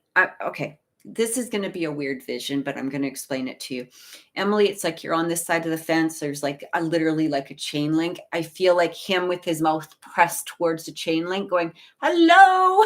Like, how are you? I really want to talk to you. Can you come closer? Can you open up your heart to me? Like, this is what I keep getting from him. And you're kind of like, I don't know if I want to go too close to that fence because you could pull me right through. Right. But it's like, I feel like it's safe to go close. I feel like, again, there's going to be more energy that is coming through from him. I feel like there's going to be some sort of, again, revelation or some sort of revealing of something from him, but play it cool for now. Okay. Like, don't put the expectation there. Don't wait for it, because you too have, like I said, this energy tunnel. So if you're getting to, if you're riding on expectations, he might feel that and he could kind of go, ooh, like put some fear there. You're so spot on with that. Mm-hmm. So spot on with that. Do not ride the expectations. Yeah. Like it feels like the least expectations that you have, it allows him to move forward on a more energetically open, right? So there's something specific that Spirit is showing me, because I've asked them, what does Emily need to do right now? And they keep showing me for Emily to sort of sit in the void. And that's always that state of acceptance. Be in a state of acceptance. Hold no expectations, no preconceived notions, none of that. Just be in an accepted state. But I want to say this, Emily, I just saw what you said. I feel so extremely spiritually drawn to him. I want to challenge you to feel extremely and spiritually drawn to yourself. Just as we were talking about with Leanne, about deepening that relationship between the human self and the spiritual self, or you can label it the higher self or the soul or whatever is most comfortable for you. I want you to focus on that relationship, because the relationship you have with Shane is directly going to reflect that relationship you have in yourself. So the fact that Spirit is showing me for you to, quote unquote, sit in that sort of void, that is that invitation to say, okay, that. Cool. Love it. I have this great connection, but also let me make sure I have that with myself, because it is going to dictate how your connection with Shane goes as well. I love that. Also, yes, as far as just the energy between you and Shane, Emily, right away, Spirit keeps showing me that there is this unlocking and this opening happening, and they are showing me heart chakra. So it does show me that there is emotion, there is love, there is feeling that is unlocking, being shared, being explored and felt between the both of you. And that's in both of your energies together. So that energy is coming across loud and clear. Yeah. Again, just, just try to remove when those fears come up, acknowledge them and say, yeah, I am scared of this. Okay, cool. All right, let it go. It's the acknowledgement. It's just saying, yes, I feel it. Yes, I understand this, but it's not necessary. And I'm going to just release it. And then imagine him taking that step forward. Okay. Imagine him taking that step forward as you're doing that releasing, because you're going to, it's like, I literally spiritually see him smile, that's smiling. It's like, oh, him acknowledging the releasing as well and taking that step forward. It's like removing, it's like putting a on the ground, how you have those paving blocks. It almost feels like as soon as you release it's like you're allowing a paving block to go down in order for him to take that next step. And it reminds me so much of like the Hermit card, where we move one step at a time because of the fact that we're allowing our own energy and our own, going into ourselves to release and going into this place of being within ourselves and truly caring about ourselves and truly loving ourselves. And it allows that next step to be shown. So I do feel this energy moving forward and moving forward and moving forward. And it's funny because that little goat energy, like I said, it's like, goats in pajamas. He gets so excited when he thinks of you. This is his heart. This is his head. This is his energy. It's like, he gets excited too. So, some of those things that you have, but when we're in that energetic excitement, it can also be very, we pick up a lot of spiritual communication when we're in that place, right? Like we might hear and feel things. And this is why I also feel it's very important for you to stay open, to stay energetically, to yourself, like that. Again, no expectations. Don't put fears in there, because his heart could be like this because he's all excited, and then he might feel something coming from you that's like a wall, and he might go, oh, okay, but what do I do? And you know what I mean? So you don't want to, when we release those expectations, you're allowing that energy just to continue and to move forward. Okay. So I hope that that's helped. Yeah. I think so. I think it's beautiful. So, one thing I want to tell our listeners is we're not going to sit here and limit you on your experiences or expressions of love and relationship, but what we're always going to strive to lead you toward is some kind of healthy, and mutual and reciprocal relationship, one that has balance and equality to it. We're, in my belief, I think any relationship can work. It's just, what do you have to give up or gain in order to do so? And so what Kathy and I do here is we're trying to lead you to, healthy relationships and healthy patterns and experiences. And that's where our guides come in, to show us information on things that may need to be done or felt or experienced, in order to help align you with that. So, we're always going to try and help you make anything that you present to us. We're going to make it work. And if it can't, and it comes out right, that it's like you got to disconnect, or we'll be able to tell you that. But we work here to make sure you have healthy and good relationships in your life. So Will, you know what? We completely forgot to talk about that this week. And it's funny because when I logged on today, I was like, yeah, we got to talk about that, and we totally missed it. So let's talk about the challenge. Okay. We'll get to Jenna, and then we'll have to close out the show if there are no more donations. Sure. So Will, great, good job. He says he just found a coin. That's perfect. Okay, so the challenge last week was to manifest something that had no meaning to you, like a coin or, whatever it was. Like there's no emotional attachment. And I think we even mentioned like maybe a butterfly or something along that line, like nothing with an emotional attachment. This week, what I want you guys to do, if you're still watching or listening, and maybe we'll even talk about it more at the beginning of next week. I feel like this week is, it was almost like I had this thought, and it's almost like taking a break, not taking a break from manifesting, taking a break from worrying about things. It's like I want you guys to stay in the here and the now and to practice this. And this actually came through. It was funny because I actually woke up at like 6:00 this morning. I ended up falling back asleep, but I was like, I'm not sure what the next step is because the last few steps have been guided by spirit. And then this week I'm hearing to stay in the here and the now. So how do we stay in the here and now rather than worrying about the past and worrying about the future? How do we do this?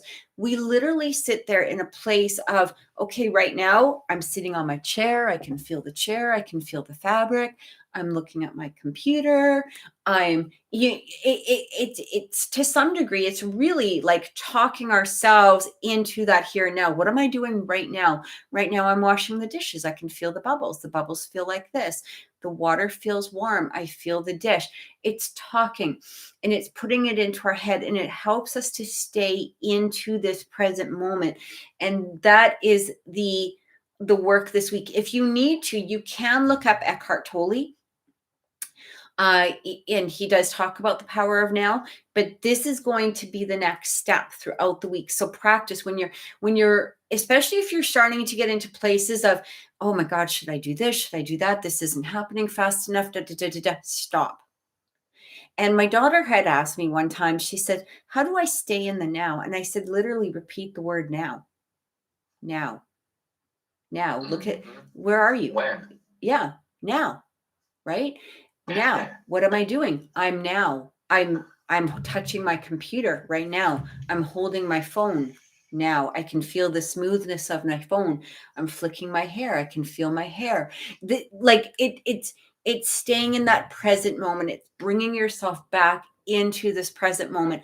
And I really want you guys to try and work on that this week. And there is going to be a reason for that. And it was funny because when I woke up at 6, that was the first thing I heard, because I had asked last night, I'm not sure what the next challenge should be. And I kind of just left it because I knew the answer would come to me. And when I woke up this morning, I heard now. And I was like, oh, I get it. Okay. Makes sense to me. So that's where I feel that we need to work on for this week. And again, there is going to be a reason.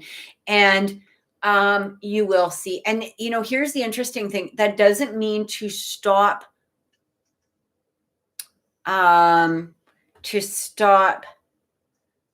manifesting or trying for another object that means nothing to you. Okay. So, even keep practicing that throughout the week as well, but try to stay in that present moment. It's like imagining touching that coin right now. Okay.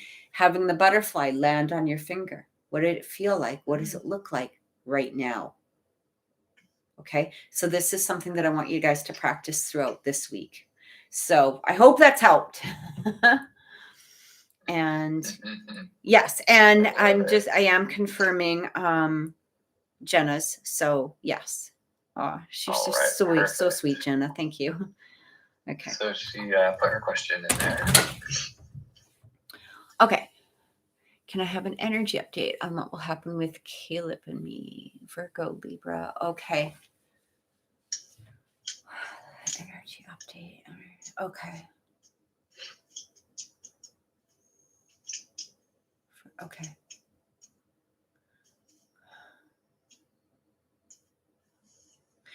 I still feel there's a little bit of distance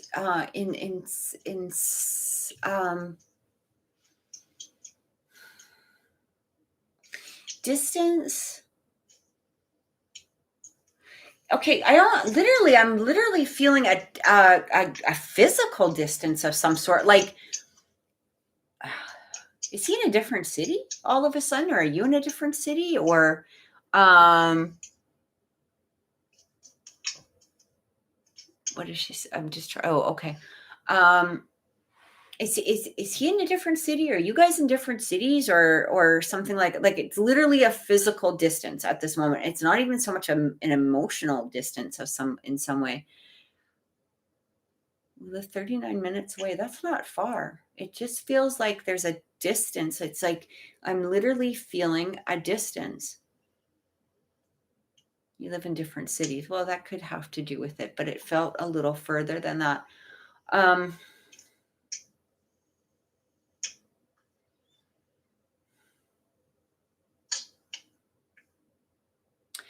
I'm really getting a sense of being overwhelmed in his head.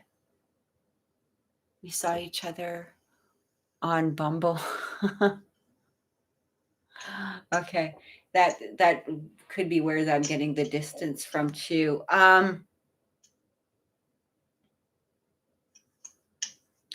It's like this confusion in his head. There's a lot of, he's being so Libra right now. Yeah.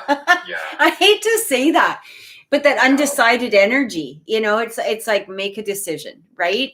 Libra male specifically. Libra male, exactly. Because,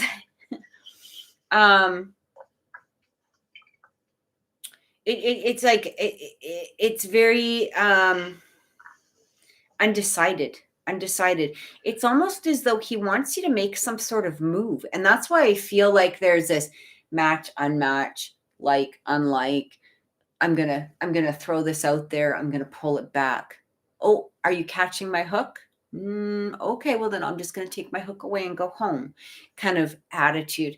I feel like you need to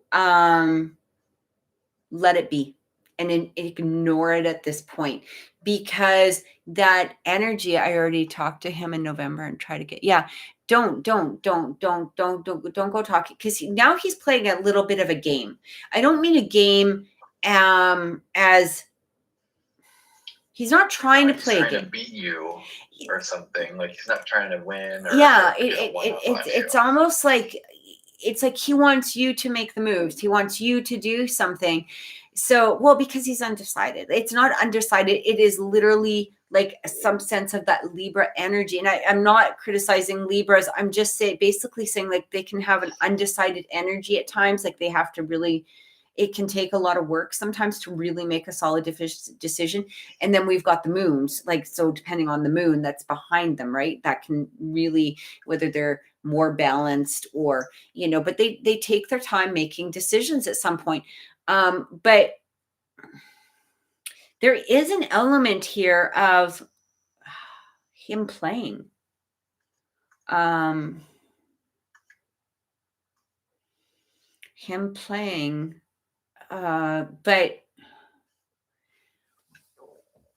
there's a little bit, and this isn't Libra, this is just him. This is him being in a kind of, pay attention to me, poor woe is me, how come you're not? And it's like, dude, just pick up the freaking phone. Like, I don't know where his holdback is, but it's almost as like a fear of him being rejected in some way. But logically, he also knows he's not going to be rejected. So it's a really bizarre type of energy. Are you guys gonna? I do feel this energy, but I feel like this is good that you're not reaching out. I almost feel like just ignore his silliness at this point. Okay. When you see him liking and unliking, that's just somebody having a temper tantrum or having his little energy fit, or, trying to, again, how did you say it, Brandon? Like, kind of take it. How did you put it? I can't remember. With his energy, sorry, I'm not paying full attention. Oh yeah, that's okay. Here. Yeah, it almost feels like when I'm connected to him, there is this, I don't know if this is, if I'm speaking on what you were just talking about, Kathy, Okay, but yeah, go when I'm ahead. connected with him, I do feel this, like, there's a lot kind of breaking down within himself, and Spirit keeps showing me that he is in this sort of, this midst of unknown in himself, and he is like battling it. It's like he's fighting against being in this unknown or this lack of definition in himself, and it feels weird, but ironically, that's where a lot of Libras do actually sit, is sort of in these Venus is has lots of gas surrounding the planet and within the planet. And so Libra really sits in those gases, right? They like ride those waves, and there are all sorts of different chemicals and compounds and elements. And so I find that very funny because oftentimes with Libra men, I feel them as if they're full of hot air. And if you pop that balloon, they kind of deflate, right? So there is a natural sense of them floating in those sort of vibes. But with him, it's like he is struggling against it. Like he doesn't want to be, and he doesn't want to be here. And so he's kind of fighting against himself, and he's creating this sort of void of definition in himself right now. He does have a lack of acceptance. When I'm looking at the energy between you two, Jenna, if you heard earlier in the show, there are a couple of connections or relationships that seem to be hitting this crossroads, and your connection is hitting that as well. So this is what I was talking about earlier, that there is something happening externally, outside of anybody's personal control, that is being pushed onto people right now energetically, and it does seem to be affecting specifically interpersonal connections. It looks like yours is experiencing this as well, because Spirit does show me this crux or crossroads that your connection is hitting. Right now, it does seem to be important to really keep things at a surface level right now, and to keep things quite simple. So I think Kathy's advice of not being the one to reach out is important. But I will say this, Spirit does show me that what you're going to see in the future with this connection is movement towards stability, is movement towards anchoring, or things becoming more solidified and solid between the two of you specifically. So I think right now, keeping it on that surface level is going to be really important, because I think he is going to, you can't sit in these negative or difficult or void energies forever. It just doesn't happen. At some point, something is going to give a break. Yeah. And I feel that is going to happen with him, with Caleb. And then I think you're going to inherently see that reflected back into your connection together. Because I can even hear in my mind you say when he reaches out, like, oh, finally, like, gosh, where have you been? Like, come on. I've been over here holding down the floor for so long. Come on. So I can like hear your reaction in that moment, and then you kind of having that breath of relief, like, oh, okay, finally. Yeah, exactly. Yeah, I'm also getting too, is I do feel like if there's somebody that is paying attention to you currently, that might not be a bad idea. It doesn't mean that you're giving up or you're removing that connection with Caleb. What it is going to do is maybe help change that energy, because now you're not just focused on him. When we have an energetic connection to somebody, it's like, when somebody's thinking about you, when somebody, like, even if you're not completely consciously aware, it's like a surrounding energy, and it's hard to really breathe and think. And I feel like there's a lack of self-confidence within him right now, as you had said, like, he did fail this semester or whatever. So that lack of confidence might not be completely there for reaching out. I'm hearing from my guides that he knows he screwed up. There's a element here. He knows he screwed up. And so, and that did sort of bring down more of that self-confidence. I feel like he somehow screwed up with you, or screwed up in some manner. It's like, so it almost feels like, I mean, it'd be okay. It's perfectly okay to go on a date with somebody else. It's perfectly okay. I mean, you're not, embedded to this person, meaning Caleb. Go on a date, go have fun. When, it might even allow that energy just to have some breathing room in order for him to come back.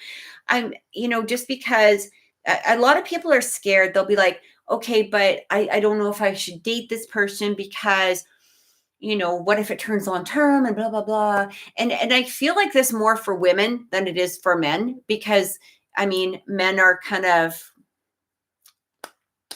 can have that player energy anyway, right? No offense to men. And I don't mean it to be like that, but you're not playing with emotions. Okay, now if Caleb was standing there and saying, hey, look at me, I want, let's get together. And you were like, nah, I don't know, I might go for this person. That's not the energy I'm talking about. I'm saying at this time, Caleb needs some breathing room. And I feel like when you give him that breathing room, maybe by possibly going on another date, or, even if it was go and get a craft or a hobby, or, whatever it was, learn jump rope or hopscotch or what, you know what I mean? Like, you're distracting yourself from that energy because you're allowing him to breathe, is basically what I'm saying. So that might help. Okay. I feel like that will really help push that energy, because now you're not paying attention to his silliness of liking, dislike, match, not match. I mean, here's the thing. I'm assuming that Bumble is like a dating site. Am I correct? Is that what that is? Yeah, it's like a dating app. Yeah. Okay. So here's the thing. I want you to think about something as well, Jenna, because a lot of times people will be like, I really want this guy, but I'm going to go on 10 different dating apps. That really doesn't help the energy. And I'm going to tell you why. Because a lot of times people get disappointed from dating sites, okay? We get caught up in the energy and the vibration of others. And I mean, yeah, not just that, you're opening your energy to other people. And I mean, I would literally rather take an ice pick to my frontal lobe than ever go on a dating site. I'm like, honest, like that would be like, want to go on a dating site? No. I'll take a lobotomy. I'll take a lobotomy first. Like that's how I feel, because it is such nonsense on there. It is such pure garbage and nonsense. And I feel like, as we got to remember, here's the thing. Do we really need a dating app to meet people? Because if we believe in spirituality and we believe in spirit and we have faith in spirit, somehow, some freaking way, spirit is going to put that person in front of us. Maybe it's through a social media site. I mean, yes, that can happen, right? Maybe it's through Facebook or Instagram, or maybe it's through, whatever. I mean, but going on that dating site, you have thousands of different energies coming at you. She met Caleb on a dating site, and that's okay, right? That's okay. But I'm going to tell you something. If you were to meet, spirit would have made that happen somehow, right, some way, whatever, whether it's through an introduction of somebody, or whether you were walking down the street, maybe you spill coffee on them, maybe, who knows, you run them over with your car. I don't know. Like, I'm just making shit up. But, somehow, you will come together. Souls will come together. Souls will be found, right? And we have to have that faith in it. And so, I just feel like removing even yourself from that site might make a huge difference within your own personal energy too, because it doesn't help when you're going on. And I mean, if you see him on there and he's matching with people or whatever, that's not going to help your energy too, right? Because you're going to be like, well, who's he seeing? What's he doing? Who's he talking to? Da, da, da, da, da. So now you're not focusing on letting him breathe and doing what he needs to do. Instead, now and it confuses that energy. And so you see like, dislike, match, not match, da, da, da, da, da, da, da. So I feel like you need to remove that. Okay, remove that.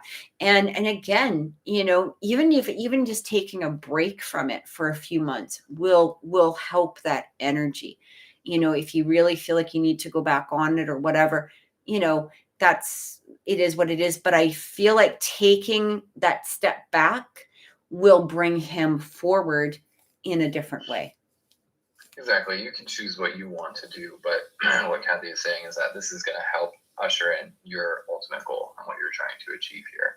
Yeah. I will say this though, Jenna, the energy between you and the new guy feels really nice. Mm-hmm. And maybe it is the distraction that you needed right now, while Caleb just kind of goes through his own thing and figures himself out, you know, and gets through this disarray. You had asked earlier, you know, why you think, or why we think that he's on there. And one of the things that pops into my brain right away is that it's a way for him to help identify himself by looking through the eyes of others and who he might be, or who he comes across as in the eyes of others. And that's very common for somebody who's a Libra. You know, that's a social sign. And for them to see themselves through others is really one of the greatest ways that they can identify who they are. So I feel like there's a mix of that happening. But also I do feel like there was that chance that y'all might run into each other as well. Because, you know, there's still that link, there's still that bond, that familiarity. But remember, the energy between two of you, it still has to go through this transformation. And so maybe this other new guy will serve as that perfect distraction, because the energy does actually feel quite nice. I feel it does too. Energy. I feel harmony. I feel emotion. I feel a sense of comfortability with one another. So there could be that energy that just serves to I don't know, could be a place filler, or it could develop into something different. You never know. Yeah. And, you know, we also have to be in that place too, of recognizing, how do I say it? It's like, what are we telling the universe? Okay. If we're saying, look, I really care about this person. I really care about this person. I really want to be with this person. I'm going to put some energy into that. That doesn't mean stalk them or, you know, anything like that. It's basically, I'm going to work on myself to open up and release what I need to release. I'm going to open up that energy to allow spirit to bring what it is that I am looking for. Okay. And then we go, okay, now I'm going to go on a dating site and I'm going to go talk to 1,000 other fucking people because spirit didn't answer me right away. I didn't get a message. Right. Yeah. It was just funny, right? Too funny. But so that's what we have to, you know, like, what are we telling spirit? What is it that we want? If we're saying, I want this connection, or I want a true and solid connection, I'm going to open up my heart. I'm going to allow universe to bring me the perfect person for me. But I'm going to waste my time with all of this other shit, all this other crap that I don't need. I'm going to play, you know, and again, you know, a lot of these people that are on these dating sites, they don't know what the hell they want half the time. They're like, yeah, I want a commitment. Sure. What are you doing at 11 o'clock at night? Huh? You know, I'll bring the beer. Like, that's not a fucking commitment, dude. You know, like, you know, or I want a commitment right now, you know, but tomorrow, I don't know, I got other freaking plans, right? So, I mean, what energy are we putting in? And that's what we have to, you know, maintain, really put it out there and, you know, really take a look at what it is that we're truly wanting to draw in. So, and the new guy is really nice. Yeah. And air signs are pretty awesome. Like, you know, well, Aquarius is awesome. No, I'm just. That's crazy, because I used to like shy away from Aquariuses in my youth, but as I get older, I'm finding that I just really like their vibe. Like, there's something really beautiful about that sense of independence that they have, but while also being able to share, you know, intimacy and closeness. I just like that. Mm-hmm. I think it's a great way, and something that's really needed in the world today, in a world of attachments and just begging for attachment, where an Aquarius can be independently themselves. Yeah. But then also share in those exchanges of intimacy. I just find that that's a beautiful message for everybody with relationships. You know, that does seem to be a need.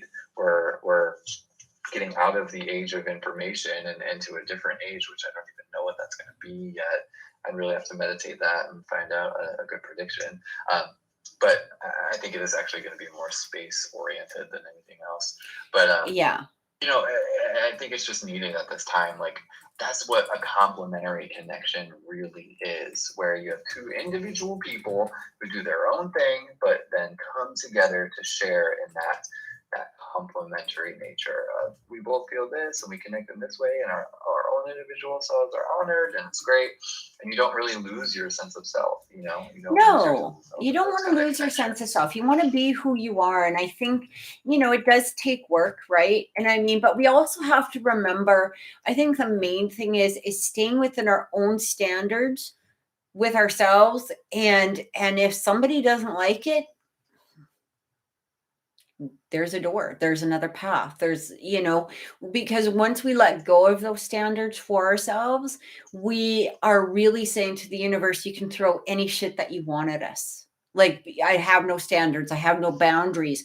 And that's where the universe gets very confused. When we stay within our core selves and who it is that we are and what it is that we're desiring, that makes such a huge difference, and the universe will honor that, right? And the universe will say, oh, okay, you know what, we're going to elevate what it is that we're bringing to you in a very positive way. Yeah. So as far as time frame, I keep feeling April is when spirit keeps showing me open heart. So it looks like during February, there might be some, they keep showing me the energy of things kind of opening or budding or restarting. March is when they keep showing me this like child play and things that are immature, not fully developed. And then April is where they show me that big open heart. So it shows me that things are, you're likely to see some little things over the rest of February and March, like little moments or notions or moments of connection, but I don't feel really all that opening until April. When they show me that open heart, that's a good sign, that there's a very good sign, and connection opened up, so looks like it is going to be around April of this year. Yeah, it's funny because I feel like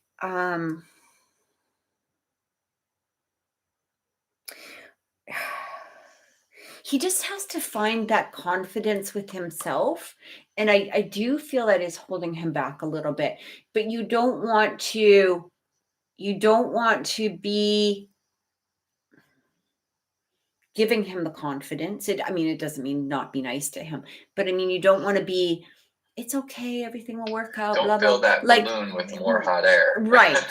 That's exactly, because this needs to be solid. Otherwise, it's going to continue to circle. He needs to find that confidence with himself to step forward.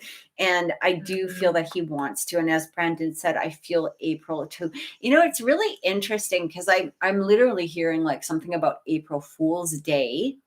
But, I don't know what that's about, but don't focus in on the day, just sort of focus in on the energy that's going on around. Okay. Exactly. And yourself. So beautiful. Yeah. You owe me a beer. Exactly. Working on All right, guys. So, thank you so much. Brandon, thank you so much for being here. It was good. It was so much fun today. We truly appreciate you guys. Energy. Yeah.